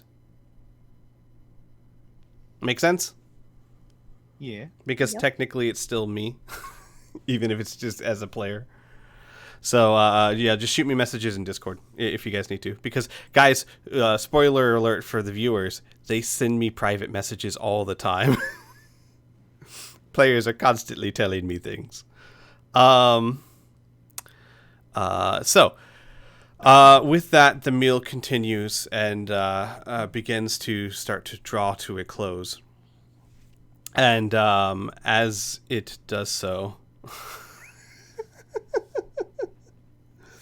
Thank you, Red. Yeah. Sorry. As it starts to draw to a close, you see the music starts to pick up, and people begin to more leave the table, and more people begin dancing in the center. One of which is Satomi, who Arlen, you know, she's a great lover of music. And she goes to the dance floor, and where most people are dancing in very rhythmic, choreographed dancing, almost like what you'd find in a medieval court. She instead is dancing by herself in a more something more traditional of the Shawanti, a very smooth and twirly style of dance. And as she's dancing, Arlen, you notice Thousand Bones get up and make his way towards you. Is there like a place I can like motion, like, you know, in the hallway towards the bathroom, away from Yes, everybody else? absolutely. Okay. Thousand Bones will nod and follow you. And you can go to like the side of the room where like you're out of everyone's earshot. If I can figure out how to grab my person. Well, usually it involves an opposable thumb. Do I have control of it? You should. Let me see if you don't. By the way, Faust, if you want to, you'll have to roll a stealth check on that. No. All right. Oh, there Yes. it goes. Okay. Yes. Do you want to roll a stealth check? Yeah, okay. Arlen, what's your passive perception? Passive perception. It should be towards the bottom of your character sheet. Hey, I'll find it for you. Let's see My here. perception is a +1. No, I'll say at the bottom. Hang on. I'll look it up. Your passive perception is an 11. It's right below your abilities. Oh, got it. Yeah, I saw it just when you Okay. said it. Okay. All right. Sorry. Yeah, you don't notice Faust following you. Oh, great. I've got a little pet. So Thousand Bones takes you aside. Yeah, and you know what? Even Thousand Bones, who has a better passive perception, doesn't have a 16. Thousand Bones takes you aside, and he says, "Are you well, child?" I am getting there. And you'll notice that his robes are being worn in such a way that it doesn't draw attention to it, but that, you know, he has an arm that is, I mean, like, basically he's still, you know, he's missing an arm. He has one outside of his robes, and the other, you could almost mistake it that he's just inside his robes, but you know better. And how are you? Are you recovering? I am fine, yes. We are bound to leave for the village in the next day or so. I am So glad that I got to see you before we did so. So she is going with you? Yes, she is. Good. Well, that's one less thing to worry about. Is it? And he'll take a look at her as she's dancing on the floor, and he'll say, she still loves you, you know, even if she's angry at you. I would rather have her hate me, but be away from here and be safe. Why would you rather her hate you? Because I don't think that that I'm good for her. I don't think I have anything good to offer her, and... Your words are interrupted by a smack. Thousand Bones' hand crosses your face and leaves a stinging impression. And he looks down at you. You, Arlen, are a coward. Not a coward to your enemies, not a coward in combat, but a coward to yourself, and that is the worst kind. Look, I already got her almost killed once. That's not what I'm referring to. When I told you that while back that you had to deal with your past as a rite of passage, what did you think I meant? That if I didn't stop Gadrian, I mean, that he was my responsibility, and that is what I that thought. I needed to face him. Child, you could not be more wrong. I did not mean that you had to hunt down your past. I meant that you had to come to terms with it. Your past has led you here, has made you who you are. You cannot deny it, you cannot change it, and hunting down this lamb will not fix it. And yet, everything from my past has been taken from me, except for you and Satomi, and that almost happened. Not by you. You are not responsible for the actions of evil men. But I'm responsible for bringing them around. No, you're not, child. And he kind of sighs. As I said, you are a coward. There is a fire in you. I saw it the day I met you, but you are too cowardly to see it yourself. You do things because you feel you have no choice, because you are too cowardly to grasp your own destiny and command it. And until you are able to look inside yourself and see what I see, what Satomi sees, you will be not but a child. Do you not understand this?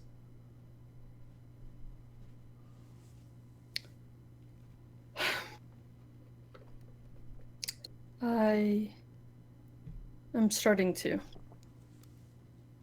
Good. You have friends here, yes? Yes. You are close to them? They mean something to you? I used to have more, but the ones that are still here, they definitely mean something. Good. Arlen, I cannot tell you how to find your courage, but tread the path with them. And he pokes you in the chest, not because you have to, but because you choose to. And not despite being an impediment to them, but because you are of value to them. Walk with them for those reasons long enough, and you will find your courage. I hope so. So do I. I would For the first time, I don't feel like I'm forced into something. I know that if I wanted to, I could just walk out the door and nobody would be any the wiser. The Arlen they knew is gone. And, I could just let everything in the past die with her. But I'm still here. I'm making the choice to stick around. He looks at you sympathetically.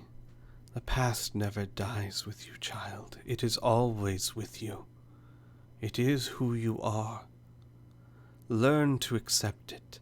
Learn that your brother's death was not your doing, nor was this, and he motions his shoulder. As I said, you are not responsible for the actions of evil men. But you have your own journey to face. Satomi and I will go back to our village. When you have found your courage, come find me. I will. And with You that, can actually, count on that. he'll hug you. And he'll whisper in your ear, find your courage soon. I will not have a cowardly daughter-in-law. And with that, he turns around and walks away.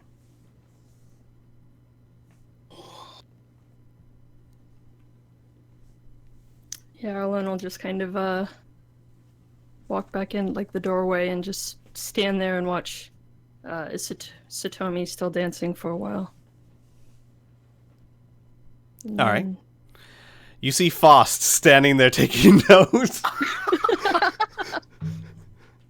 Faust, would you have continued to take notes on everything you heard? Oh yeah. Like there are multiple pages full by now.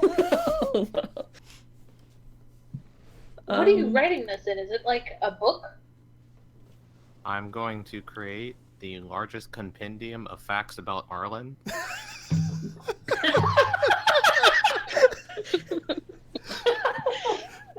Oh boy. wow. You have a fan. Holy cow. And it's I have a all little brother. that you didn't do. Yeah, so you see him there scribbling notes. And I'll just kind of like look at him funny and just walk past and go sit back down. All right. But Faust is gonna be like, yes, she didn't notice me. Mission successful. Nice. While this was going on, Rio was going to get up and join the dancers on the floor. Okay. Are you wearing the full plate armor that was in the picture you Oh. sent me? No, Not to a festival like this, yeah. no, she's wearing very finely tailored outfit, tunic and pants with a pink scarlet tabard with the symbol of a rose blossom at the center of the chest.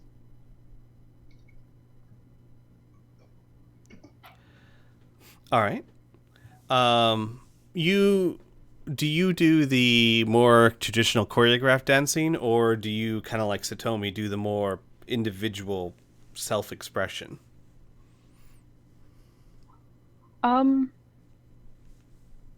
She will actually walk up to Satomi and say, excuse me, I don't mean to interrupt your reverie, but I've never quite seen someone dance like you. You must not have spent much time among the Shoanti. No, not at all, actually. I am Satomi. I'm Ria. It's a pleasure to meet you. You as well. And this whole time, she doesn't stop swaying. Like she stays in place, but she continues moving to the rhythm of the music. And she goes, "It is not hard to dance like me. You simply have to feel the music, not like these people." And she like motions to the others. And she kind of has this like playful look in her eyes. She says, "They just march to music as if they are required to. You have to feel it inside and let the music move you." Oh, would you mind teaching me? "Of course. Here, like this." And she'll begin like showing you, like moving your hips. And Arlen, as you go back to sit down at the table, you see Satomi, like hand on Rhea's hips, showing her how to dance. And at one point, Satomi looks straight at you.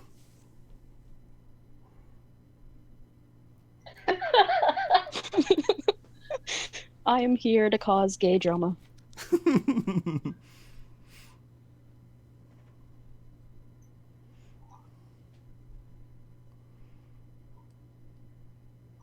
Arlen is dumbfounded, I'm sure.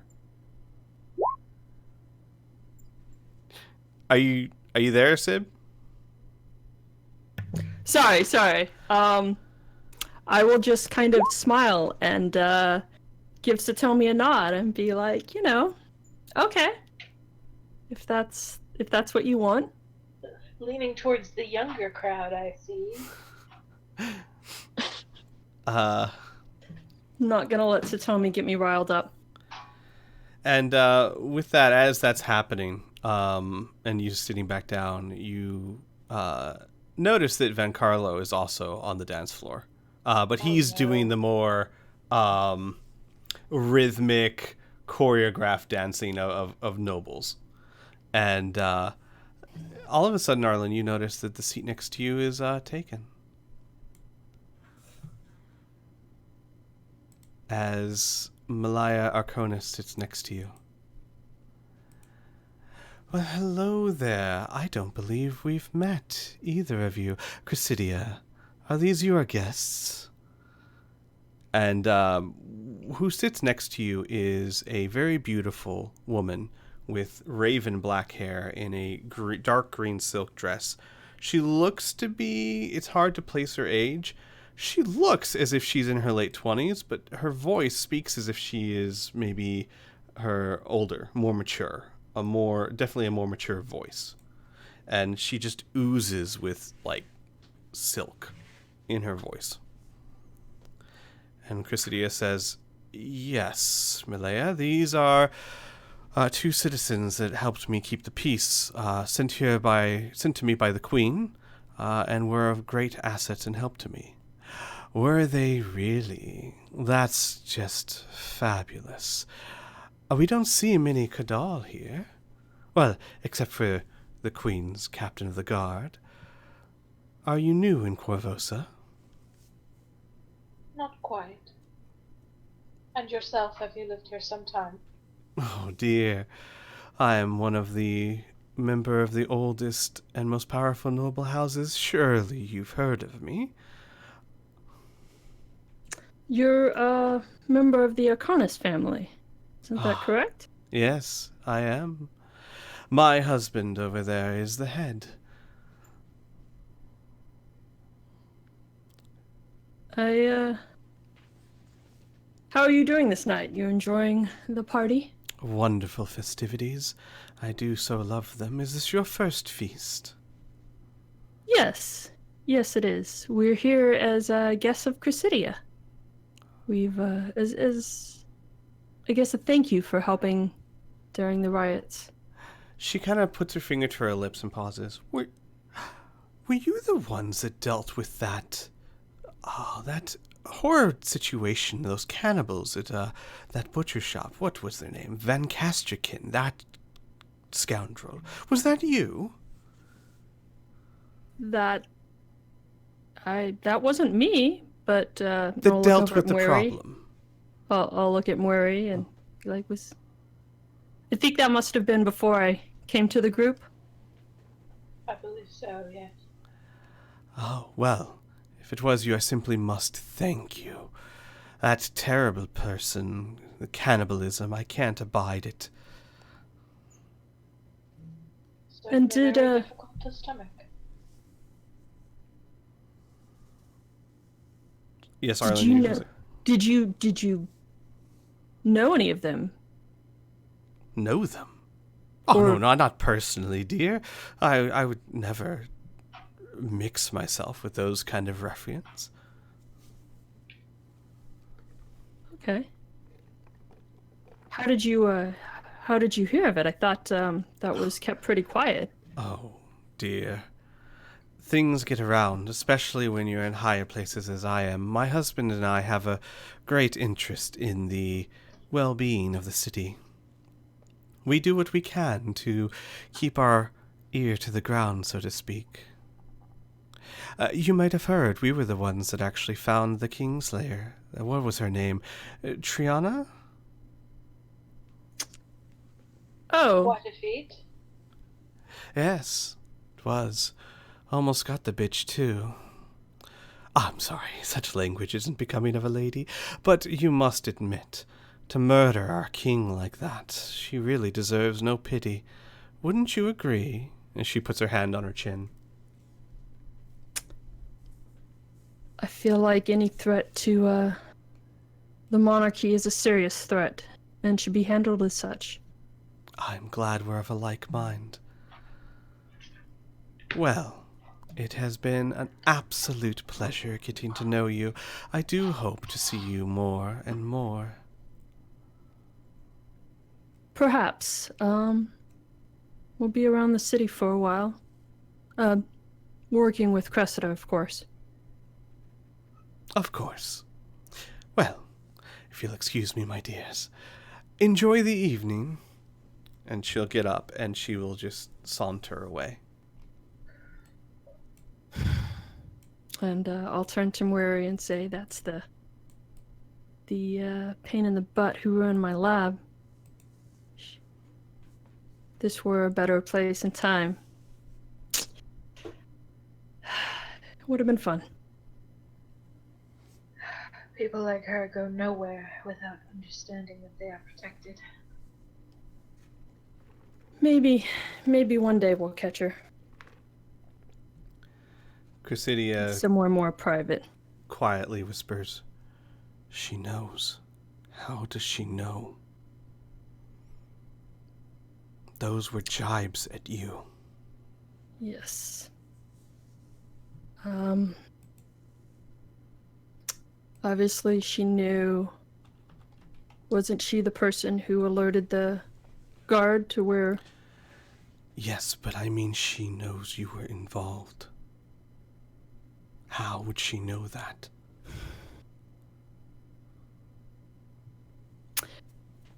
She has a spy in our midst. Somebody working with her. Somebody obviously close to us. That is very unsettling. That means we'll have to be a bit more careful.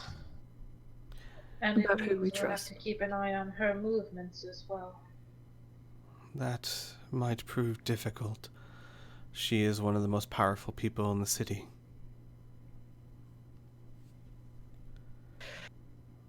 But there are, and she kind of lowers her voice, many things that masks can achieve that people without them cannot. Very true.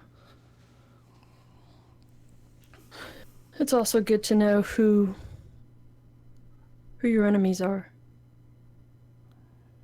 Indeed. And so we've met face to face. And as you're saying that, Mwiri, is it fair to say you've been stealing glances at your son a lot? Yes. Yeah, a little bit. You notice that as you're saying that, he leans in to say something to Queen Iosa, and then leans in to say something to the Grey Maiden next to him, and then You'll also notice, too, I failed to mention this, the Grey Maidens and him, they have not been sitting, they have not been eating, they have been standing at the ready to either side of her. And with that, he will excuse himself and begin making his way around the table. And he will approach and come over to you, and he will say, he says to Chrysidia, "Excuse me, Field Marshal, I do not wish to intrude.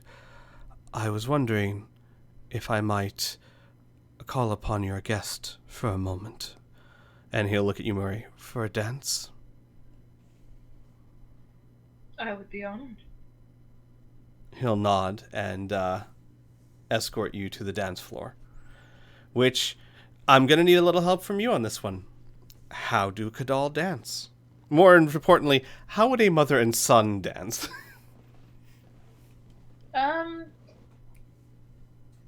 Because they've lived in the city so long, probably in the same way that the nobles would. Okay, This is not their traditional music, after all. makes sense.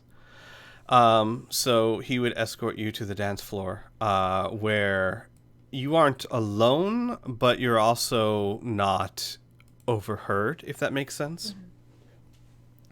And you'll dance for a few seconds, and he'll say nothing. And then eventually he'll say, "You should not be here." I was invited. "So I heard. But I know why you're here, Mother. You have to stop contacting me. This is not a world meant for you." My son. Your heart is as stubborn as mine. My place is where I choose it to be. He shakes his head. "Mother, you have always been too soft. I knew that when Father died. And I knew that in order to avenge him, I would have to gather strength. I have done so.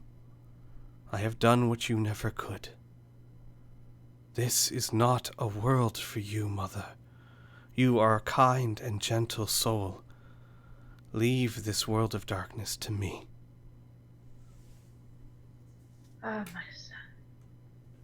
You think I have not seen it as you have.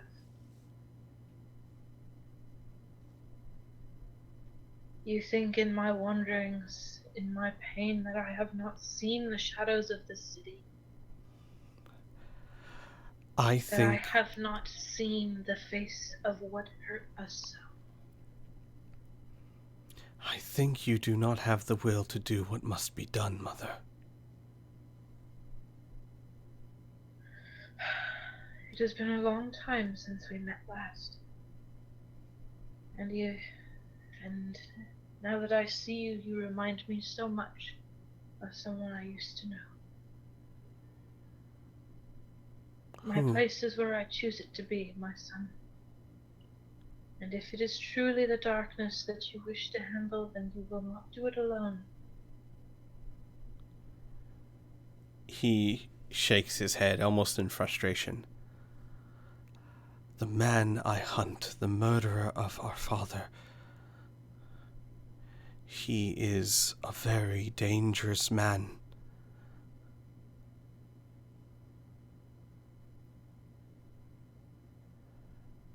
And he knows of you. By continuing to contact me, you put me at risk."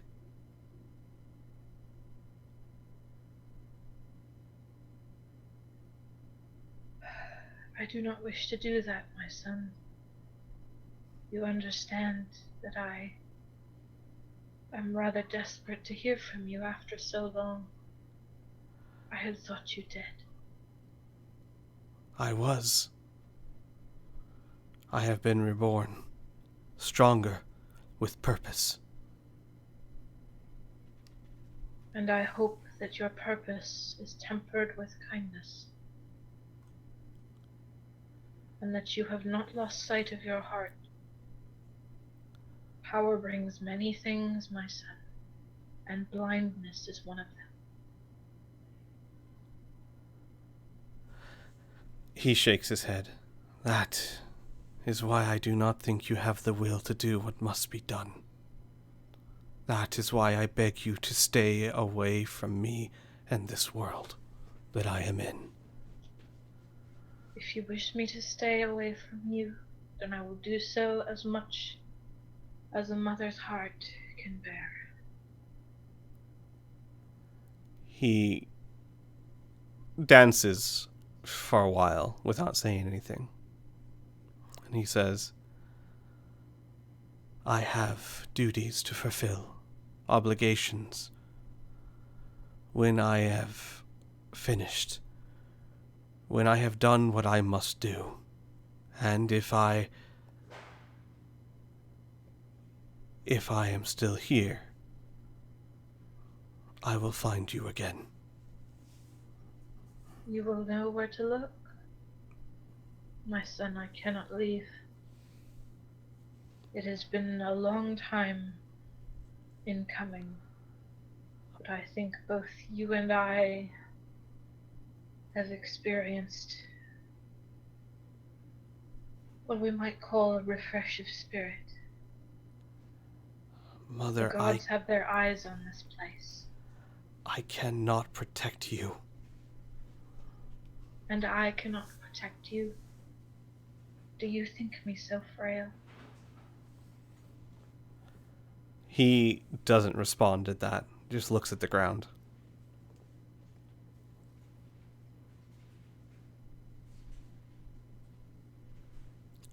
And with that, the song ends, and he takes a step back. I must return to my duties. Thank you for the dance, Mother. The honor was mine. And with that, he'll bow and proceed to head back towards his position at the table next to the queen.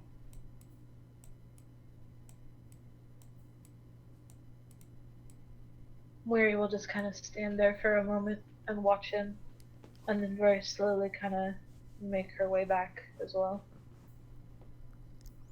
And with that, Van Carlo will also make his way back to his chair. Satomi kind of heads there. It looks like the songs have the band has left the stage.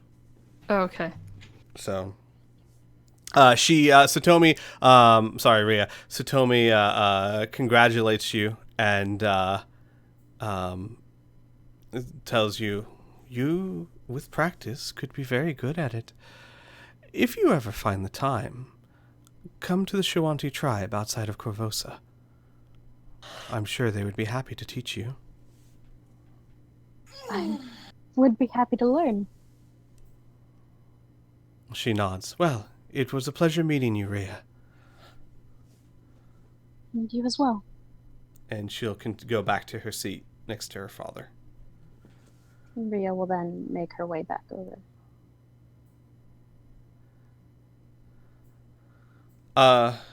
Arlen, Yes. at this time, you'll also notice that your father has actually gotten up and made his way towards the back of the room where he was speaking with someone quietly. And that person left, and he is still in the back of the room. It looks like he's contemplating something. Did I recognize who it was that he was talking to? No. Okay. Mocha.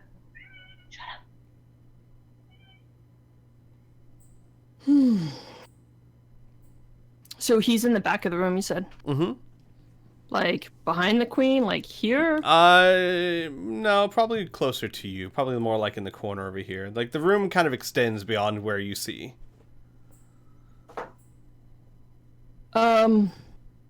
He's like over there somewhere. Okay. Well, I was going to say something to him, but in light of his new position and my conversation with Thousand Bones, I will calmly walk past him as I go over towards Satomi. Okay. He doesn't seem to notice you at all. He takes a moment to look at the female dwarf wearing men's clothes and scoffs a little under his breath, but that's it. When he scoffs, I'd get like a huge smile. Like, that was the most perfect thing. So, All right. Whatever I can do to earn his disapproval. So she'll walk around to where Satomi was seated, and there's no more music? There's no more music at the Oh, moment. damn. Okay. Well, I'll walk up to her and I'd say, I'm so sorry, I was going to ask you to dance, but I guess I was too slow. Satomi looks at you and kind of has a fire in her eye. She goes, "Yes, well, it wouldn't be the first time you were too slow." Can I speak with you for a minute? She takes a second as if seriously considering it. And then, without any sarcasm or fire or anything, she just goes, "Okay." All right. We'll kind of step back off to the side. And, She follows you.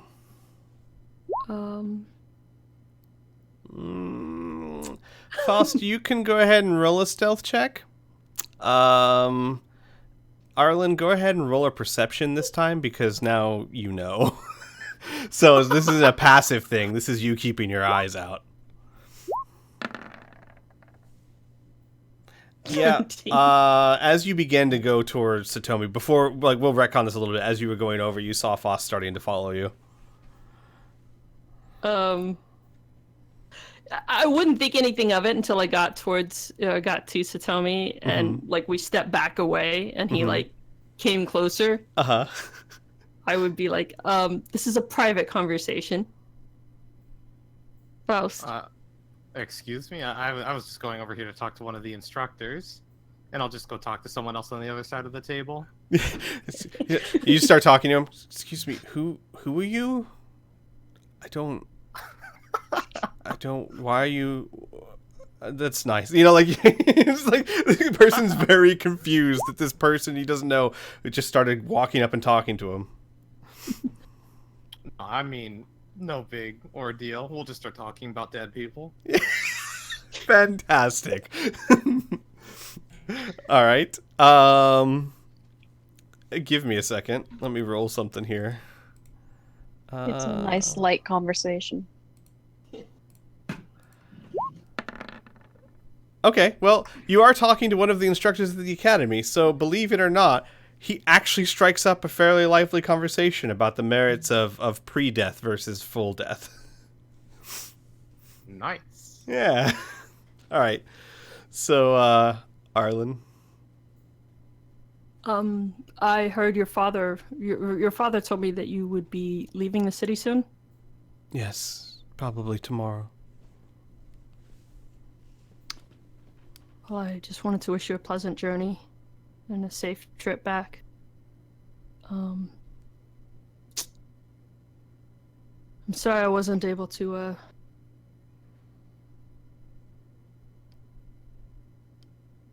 should have done better about getting your father back in one piece, and this whole the last few months have been a complete, well, I really know how to muck things up. She looks down at you, completely unreadable face. I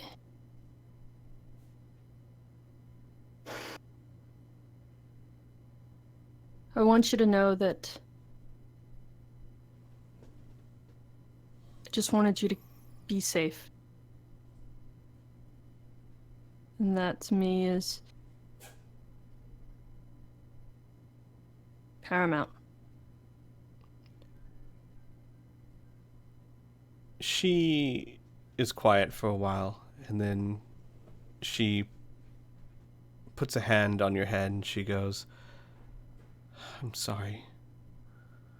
Rescuing my father cost you so much. It, in some ways it was liberating. It means I have a, second chance to start over, and maybe I can get things right this time. She's quiet for a while, and you see her eyes start to kind of tear up. And she goes, you say you just wanted to keep me safe. I just wanted you. Excuse me. I have to go. Good luck. And with that, like, to try and keep herself from crying, she spins away and leaves the room.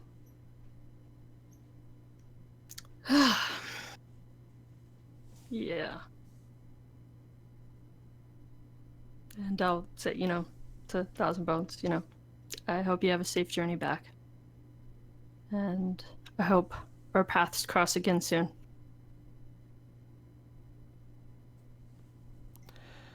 He'll nod, and he'll say, good luck in your journey. The journey you choose to take. Absolutely.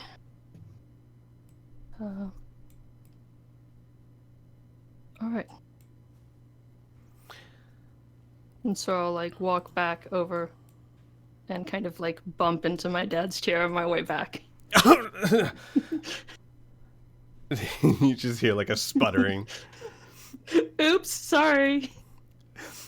And as you do that, actually, as you're doing that, the lights are beginning to dim as people are putting out candles. And the queen once again stands up and she goes, honored guests, I hope that you've enjoyed your meal. I have a special treat for you tonight. One of the members of the Valentine family the Valentine family have honored us with their presence and will perform for us. Shala. And with that, Shala, who's been meekly just sitting in her chair and not talking to anyone, gets up, stands up. Yes, Your Majesty? If you would please, dear. Of course, I hope that you all find this pleasing. And then she kind of she has her hands folded in front of her and very much has the posture of someone very self-conscious. And as the lights continue to dim, she quickly brushes past Faust and makes her way towards the stage. And along the way, she picks up a case and withdraws from the case a black violin and bow. And you notice that on the stage there are two what look like wooden tubs of water about the size of about 5 feet across or so on either side of her. So one here and one here. And as the lights get down to almost nothing, just the table lights left, she makes it to the stage and you can barely see her in the shadows. And the room gets very quiet as everyone knows, at least in this room, the nobles, they know the Valentines. And you hear Shala cast a small cantrip, and a purple light above her begins to shine down upon her. And she puts the violin to her chin, and she begins to play. And as she begins to play, you see that the violin begins to light up a deep purple, matching the light up above her. And it starts as a slow, simple, but very melodic tune.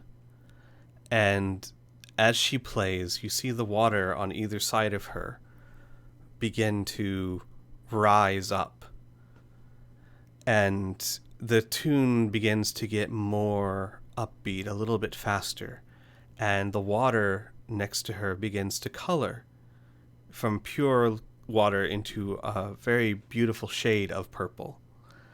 And it begins to take the form, the shape of a woman on either side of her. And almost in a heartbeat, almost in an instant, she looks up, and you see that her eyes are flashing violet light, and the song picks up, and she begins to move and dance with the song, and it is by far the most complex, unbelievable song you've ever heard. It seems impossible. It must be impossible that one person is playing this much. There's an accompaniment that is another violin, that maybe it's her, maybe it's a spell she casts, maybe it's something, but it matches perfectly with her playing, and it is phenomenal.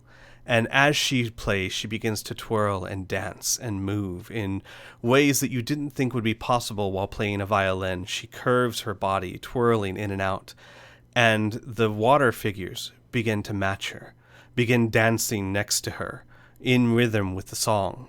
They begin kicking their legs out and twirling faster and faster. And the song continues like this, in an ebb and flow. Sometimes it would calm down and get low and quiet, and Shala would sit down, and her posture is completely different. The shy, self-conscious girl is completely in her element, her eyes blazing violet, a posture of self-confidence. And then she would play the tune sitting on the floor, and then in an instant she'd be up again, and the water figures dancing next to her as she reaches a crescendo. And way too soon, the song ends, and purple sparks begin raining down upon her, and she ends with a bow. And there is no clapping. Everyone around the table is just in awe at the performance.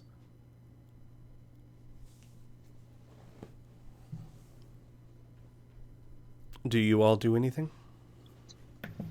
Ria waits a beat, and then she very excitedly stands up and gives her a standing ovation.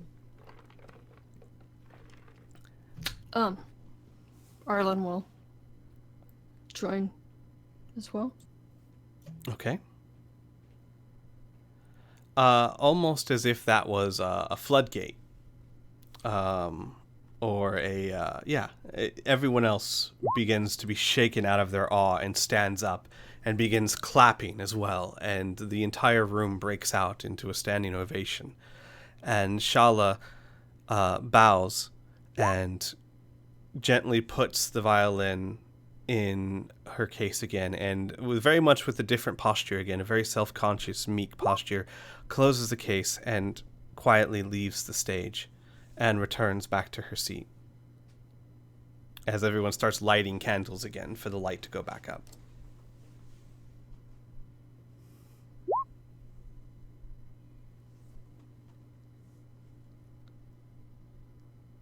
Ria will turn to her as she sits down, and she'll be like, stars in her eyes. That was amazing. Oh, thank you. Thank you so much.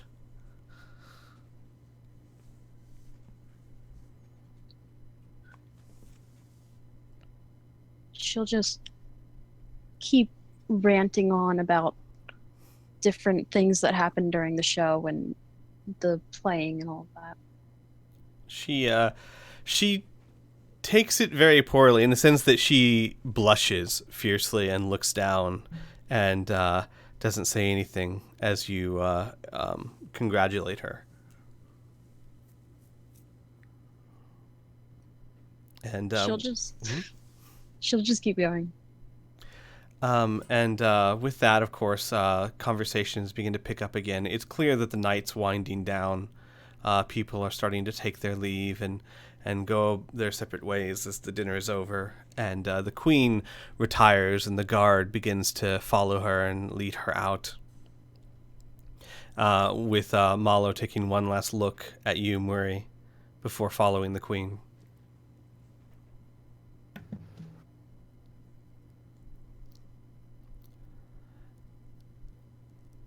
And with that, Chrysidia is like, well, I suppose that is all we came to see. Ria, I'm sorry, Muri, you don't by chance have a spare room at the orphanage, would you?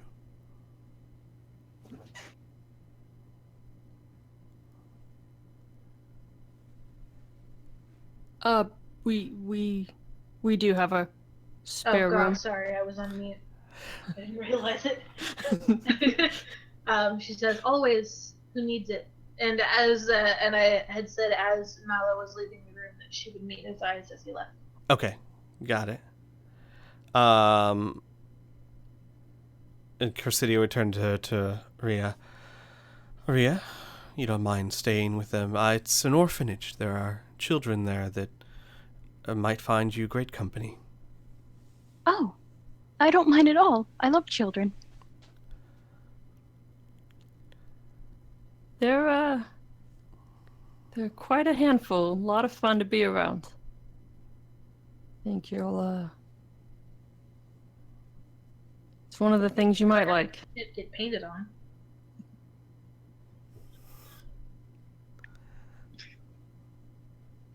What about getting painted on? Oh, I was I was remembering. I was like, I hope you enjoy having all the walls be covered in paint. And with that, Cursidio says, well then, it's settled.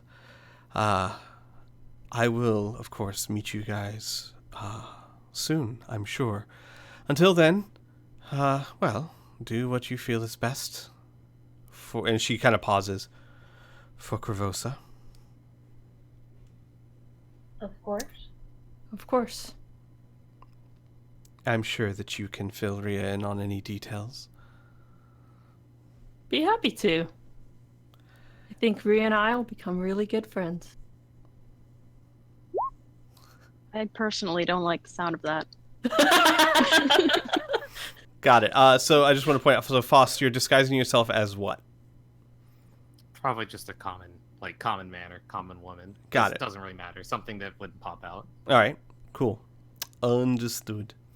As you guys are getting up to go, where you feel like a tug on your poncho, like a gentle tug. Mm-hmm.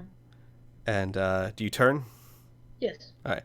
You see Shala standing there with her hands clasped in front of her. She goes, I'm sorry to impose. I overheard you said that you have a place for any who might need it. I do. Do you require such services? Well, I was, of course, given a room at the palace for my say no performance more. here. You may stay with us as long as you please. Her eyes light up. Really? Of course. Oh, I do hope you like children, though they can be slightly rambunctious. oh, I love children. Sorry, I won't be a bother. I promise. Child, your presence is not a bother. Oh, okay. Thank you. I'll get my things. She will give her the address. Would you prefer that we travel with you if we can wait? I'm sorry. I am not very familiar with the city. I'm Then new. we will wait. Thank you so much. I'm sorry to impose. And then she'll rush, she starts to rush to get her things, then turns around and thank you. And then turns around and rushes back to get her violin.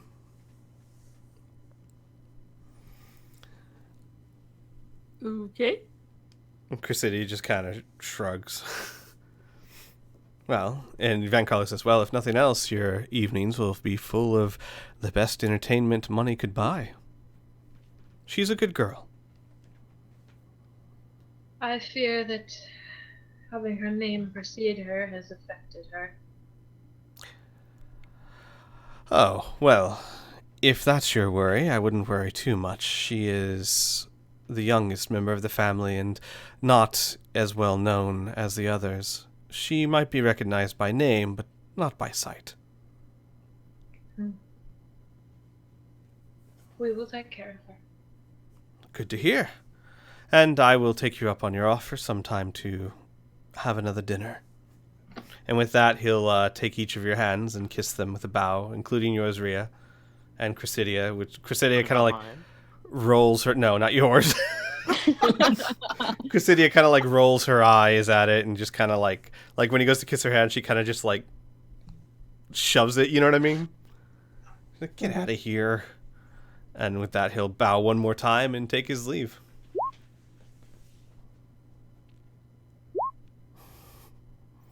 You look like a common man. He's not going to hold your hand.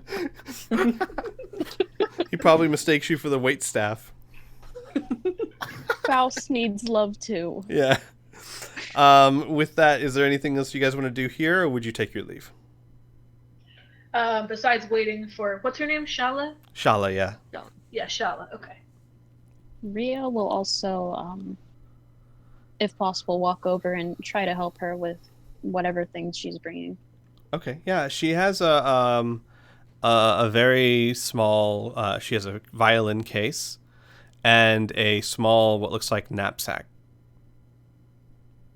and that's it. And she goes, "Oh, I'm ready." Excellent. We'll lead the way. You guys lead the way. Faust, roll me a stealth check with advantage, please.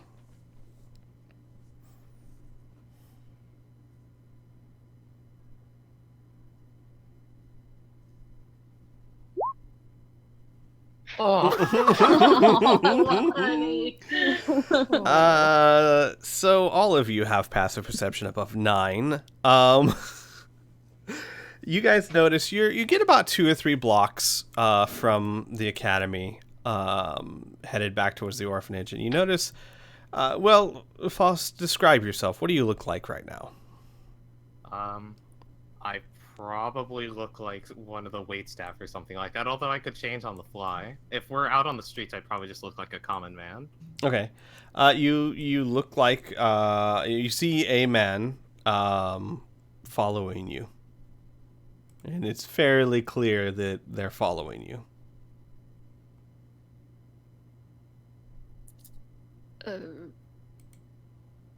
I will kind of slow, like I will, as we're going towards, like as we're walking down the road, I'll kind of walk close to like a building and then just step around the corner to try and like get out of the way so he can't see me stop, and then wait until he comes past us. Mm-hmm. And then be like, hey, do you need something? I would like to make an attempt to mimic myself as someone else. Sure, absolutely. If you're picking someone that you know, then you can certainly do it. Roll a persuasion check with advantage, please. Because of your feet. Why is it? Okay, there we go. Okay. You pull off the impression very well. So you mimic a voice that is very much not the voice of Faust. Good. So I will just I will be following them around, and I will. What is a reasonable excuse? I will probably panic some because he doesn't know what to say about someone following a bunch of people that he should know, and try to leave. He doesn't say anything. He just turns around and leaves. Is that what you're saying? He'll like try to make out words and realize he doesn't have a very good excuse, and try to just make out like he's not walking in that direction. Got it. Okay. So Arlen will walk back up with the group and just kind of shake her head and like, man, this city is full of interesting characters. You can say the words fucking weirdos. It's okay. Some old habits are hard to break. I was raised to always speak properly, so saying No, that's just me as a player. okay. That is, was like, Yeah, that is Weary not would Weary never. saying the Yeah. F word. Oh my god. Weary's Weary taking just a told me to turn. curse. All right. Normally, I don't have people roll until they succeed, but I'm assuming, Faust, you're going to just change into another disguise and try to follow them again? Yeah. Okay. You change into another disguise. Roll me a stealth check, not at advantage this time, because now they already know someone followed them, so they're going to be a bit more... Oh, no. Faust.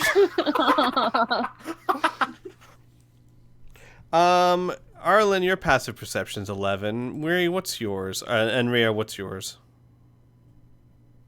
Ria's is a 12. Okay. Mine's a 14. Okay. Yep. You all see. Someone different this time. I guess maybe a guy with blonde hair and a mustache is following you. Noticing that another person is following them, Ria will walk over and start flanking Shala, was it? Yes.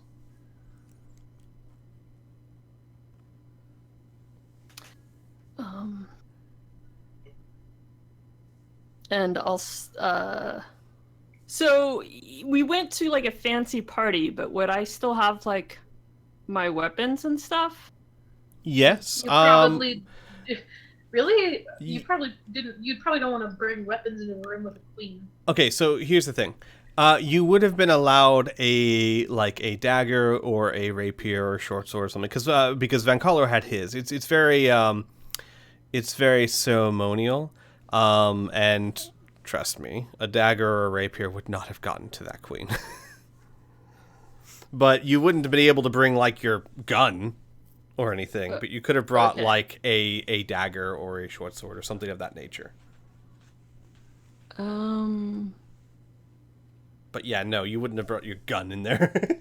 No, I wouldn't Yeah. have dreamed of it. I'm just trying to see if I have a dagger, which I don't think I do. Well, then you got nothing. You got your fists and some determination. Mhm. Yep. And your dwarven strength, which is Yep. really just Arlen's strength. Yeah. No, I got a +1 in the new body. That's true. +1 to strength and constitution. Yep. So, yeah, but you guys do see a different person. It's a different person is following you. What time is it at night? Oh, 9-ish. So it's not like we're walking deserted streets. Not deserted, but certainly not their most crowded either. Probably Yeah, why it's easy to tell someone's following you.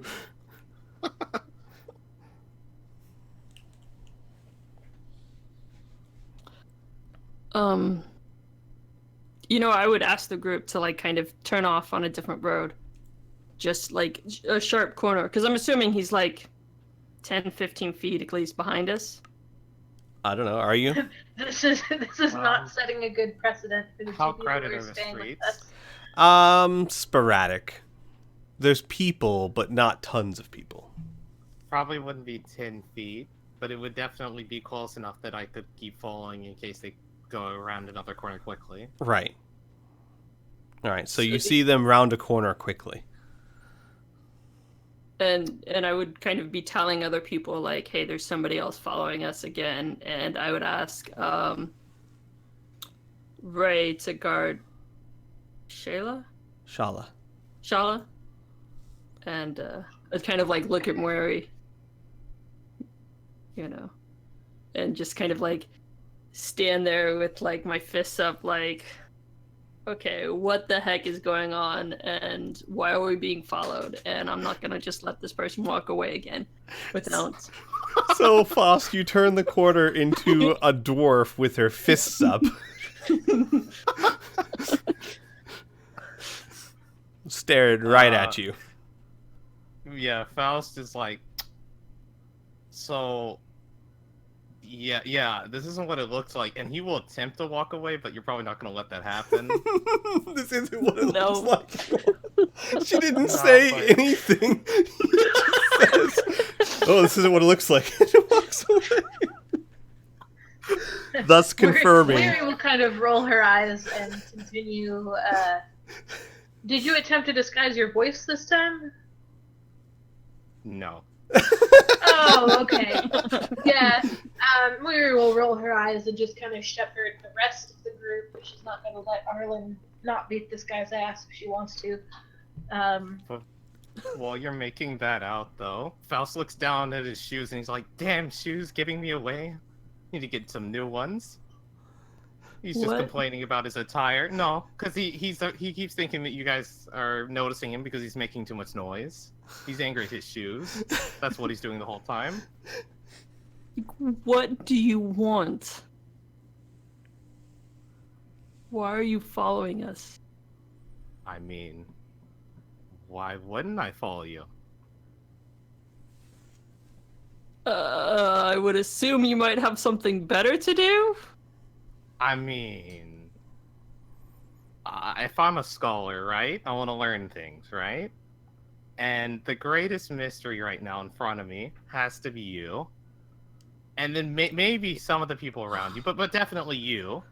So why not go study that mystery instead of some boring textbook that everyone knows about? Oh.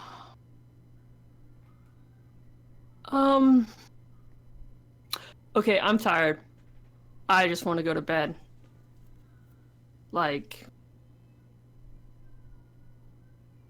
So, are you gonna follow me all the way home?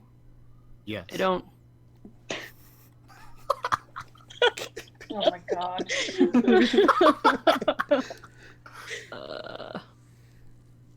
Do you have any weapons on you? I'm just like, what do you have on you? You're gonna pat him down in this I alleyway? am. I'm totally gonna pat him down. Well, okay. Even if he's not armed, he could definitely fight you back fine. You know, I don't know, and I'm really But- tired, and I want to just go to sleep, so I'm gonna make sure, like, this person doesn't have anything sharp or pointy. He would have his rapier on him going to the ball. But since they were at the academy, he probably just would have said nah and left it in his room. Yeah, like most of your stuff's in your room, actually. Yeah, the only Which thing might he not be wouldn't your have left room is- anymore. Nah.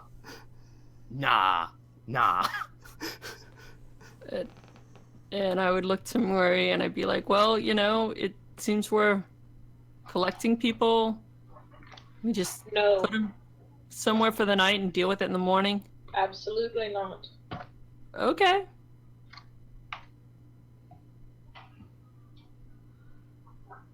He'll like start twiddling his thumbs and just kind of awkwardly be staring at you.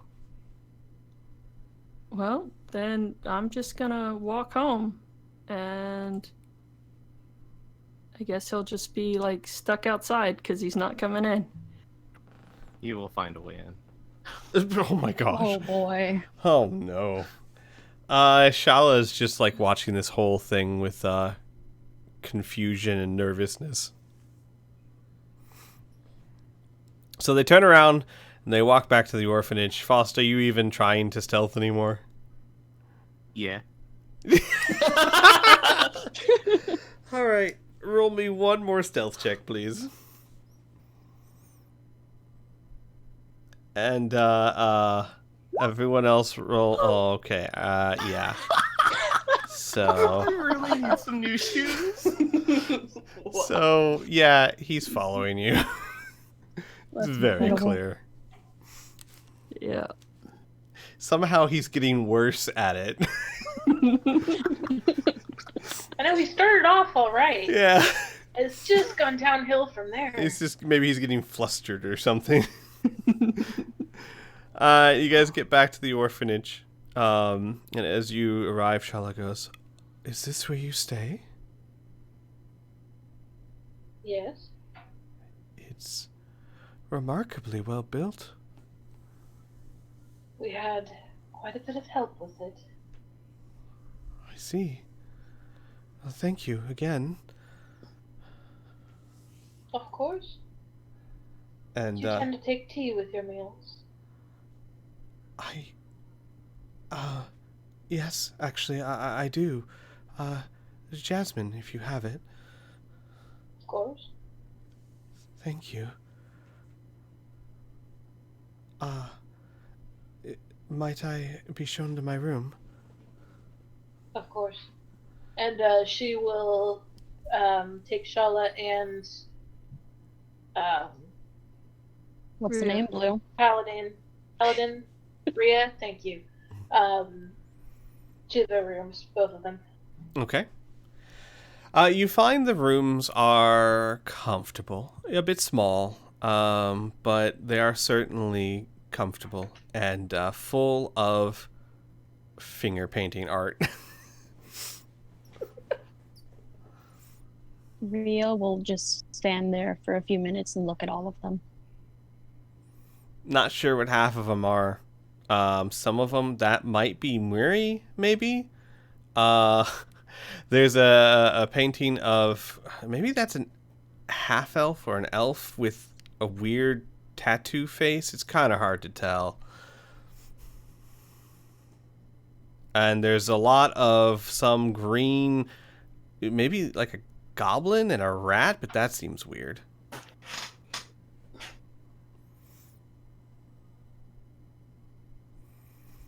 She'll just smile as she goes over them. Shala would close the door behind her again, once again saying thank you. So, Faust. Oh my god. Roll me a... First of all, roll me an athletics check, please. Oh no. Yeah! You gotta get upstairs. No, you don't. Faust, you try and climb the stone walls, but you just can't get upstairs. You have no rope, no grappling hook, no nothing. He will continue to curse his shoes. Alright, so you don't make it upstairs. Now what? Are there any other entrances aside from the front door? Weary, it's your orphanage. There's windows, right? There's ground level windows. Mm-hmm. But if you look inside the ground level windows, they're typically like over something. Like one of them's over the stove. You can see in the background that hung very high on the wall, there's a wolf trap. Yeah, I remember. Actually, yeah, you know what? Roll me a perception check, Faust. Okay, that's not hard to... Looking through the windows... Not still, it's not hard for this one. Looking through the windows, there's traps in this house. I mean... They're hung very high on the wall. Uh-huh. To keep them out of range of small fingers. Correct. But there are armed wolf traps. that can't be worse than any normal dungeon. Faust isn't afraid.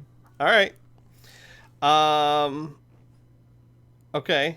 Then, first things first.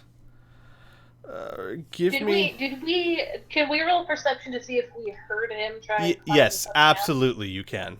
All of you who would want to.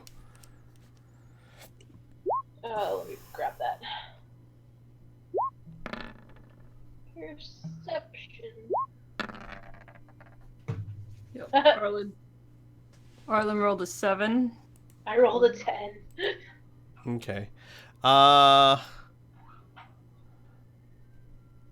Unfortunately, given that you guys are inside and you actually have pretty sturdy walls, no, none of you heard him trying to climb in or climb up. Haha. Trying, not Right. succeeding. So here's what I need first. Don't get cocky. I need you to make me give me a second, a sleight of hand check to see if you can open the window. And then, nope. Oh, hold on. Wait, hold on, everybody. Here's Alora. Say hi to Alora. Hi, Alora. Hi.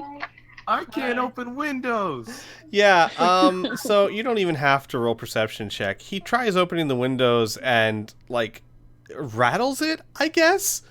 So you definitely hear something rattling one of the ground floor windows. Wait, who hears it? Sorry. Everyone. He rolled a 1. Well, I have a crossbow, and I'm probably going to load it. Ria will go down to investigate. You see Foss trying to open a window.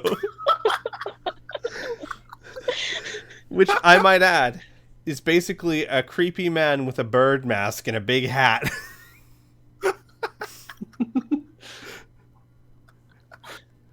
So like a doctor's. Weary Yeah. with a loaded crossbow will calmly step out of the door and aim at him.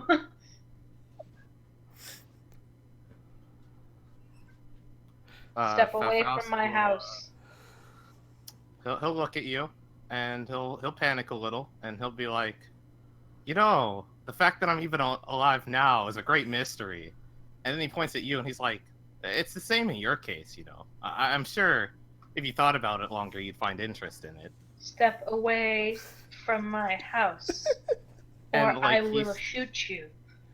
He starts like playing with the idea to try to open the window again in front of her, but doesn't decide to do it, and then takes like a step away but doesn't go farther. Thank you. What do you want? To talk to Arlen. She doesn't want to talk to you. That's okay. God, dude. Oh man. Okay, I'll walk outside, and I'll be like, "What can I do for you? Is there something I can do don't to even get you?" offer. No. Is there something I can do to get you to like leave? Well, no, that's not really gonna happen. Well, I mean, So I you- guess you could kill me. I don't think that that's an option that we should be considering. But like he doesn't seem flustered at all about that, saying it out loud. So you're just gonna continue to try and get inside, no matter what we do? I am going to continue to follow you and watch you. Yes. It- If that involves me going inside, that may indeed occur. Sounds like we should call Eventually. the guards. I do believe that's a good idea. Oh no.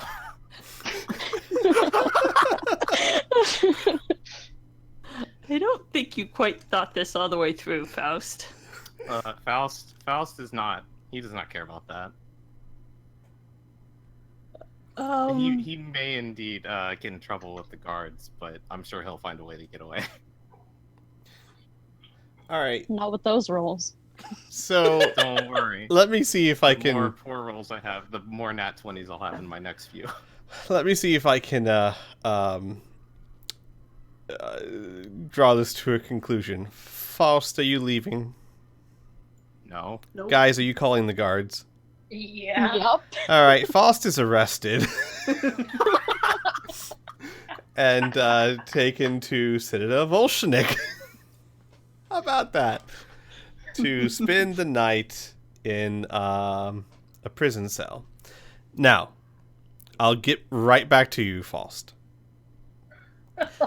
The Crimson Guards come by, they pick him up, they take him, and march him away.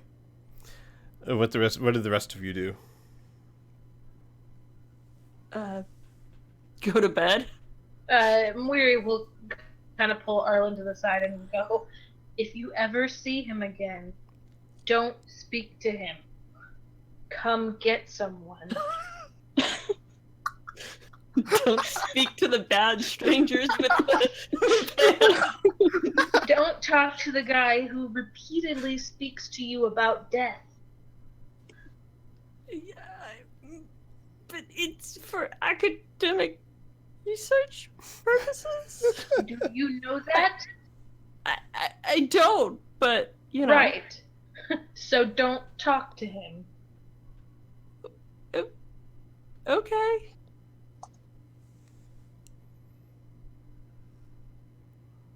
There are more than enough avenues where he could talk to someone about death. That's true. Did he not say he knows a cleric? Who I will be speaking to. Oh, that poor cleric.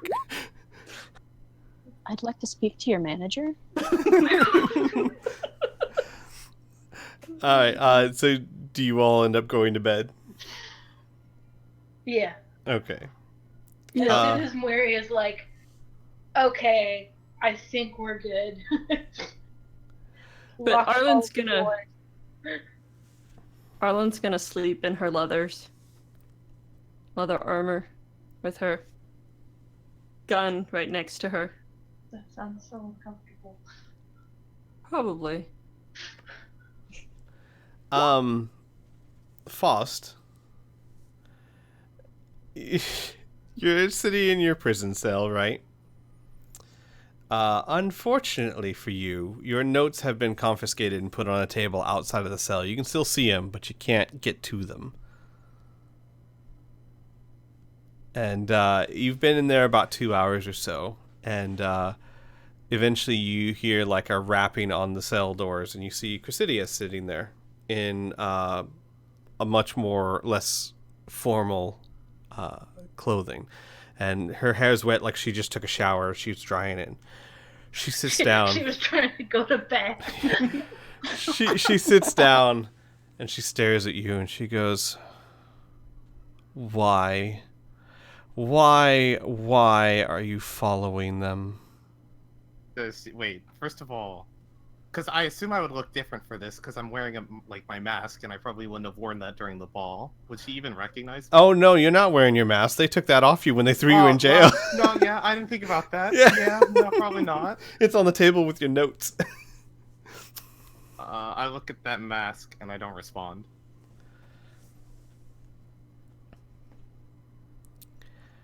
She hesitates and she leans back and she goes, I looked up on you.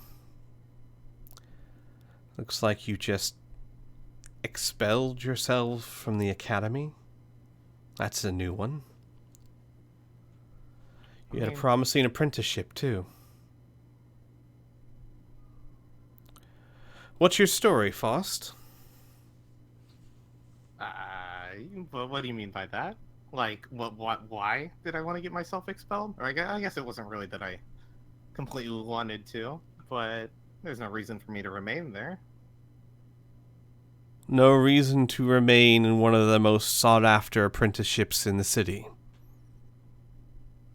I mean, what else could I learn from there? Yeah, I've mastered most of the arts of necromancy already, as far as I need to know anyway. I highly doubt it. Well, consider this. My interests are academic, surely, but they're not in the lane of just wanting to become absolutely powerful. I just have a few questions I want answered. And so for this, you follow my friends all the way to their home and try to break in? Yeah. She kind of sighs. You are persistent. I'll give you that. Tell me something, Faust. How skilled are you? In what? In magic. Protection, healing, that kind of thing. Oh, that sort of thing. Gotcha. I could do something about these bars if I didn't want to get in more trouble. I thought so.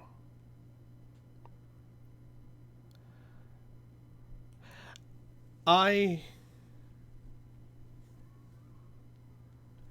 know a great deal about you, Faust. Turns out I happen to be friends with your benefactor, and I know things that you probably don't want others to know. Yeah? Yeah. I'm debating right now what I'm going to do with you. Because quite frankly, I have far too much to do than to try and look after you to ensure you don't escape my dungeon. Faust probably isn't worried too much about that and is more curious what she knows about him. And she goes, "You're going to sleep here tonight. I'm going to be back to talk to you tomorrow. Can you handle that, or do I need to shackle you?" I mean, shackles don't make sleep easier. That's not how that works. No. And Faust is gonna play dumb and just be a little moron. Mm-hmm. And she goes, "No, it really doesn't." "Well then." And she goes, "Whoosh," and she whistles, and you see two very large mastiffs come up to her. And she goes, "Heel." And they both just kind of sit down in front of your cell. She goes, "These are my very, very favorite dogs. If anything happens to them, I will not forgive you. If you try to get out of your cell, they will let me and everyone within earshot know. So do me a favor, be a good little boy, and stay here. I will talk to you tomorrow." And with that, she gets up and starts to walk away. Do you want to say anything to her? Faust would probably make a stupid joke under his breath and be like, "I wonder if mastiffs go to the same plane of death as humans." And with that, she leaves the room. And with that, ladies and gents, I'm going to go ahead and end the session here, if that's okay with you guys. Yeah. Yep. Yeah, that's fine. Perfect. All right, then. Well, everyone, thanks for watching. Crimson Throne will be every other Tuesday starting from now, so it won't be next Tuesday. It won't be the 5th of June. It will be the 12th of June, because we're alternating between Three Galaxies and Crimson Throne each week. So be sure to catch us every other Tuesday. We'll generally start around 8 p.m. Central Time. And yeah, so we're back in business. Thanks for watching, guys, and we'll see you next time. Hi. Ta-ta. Bye. Bye.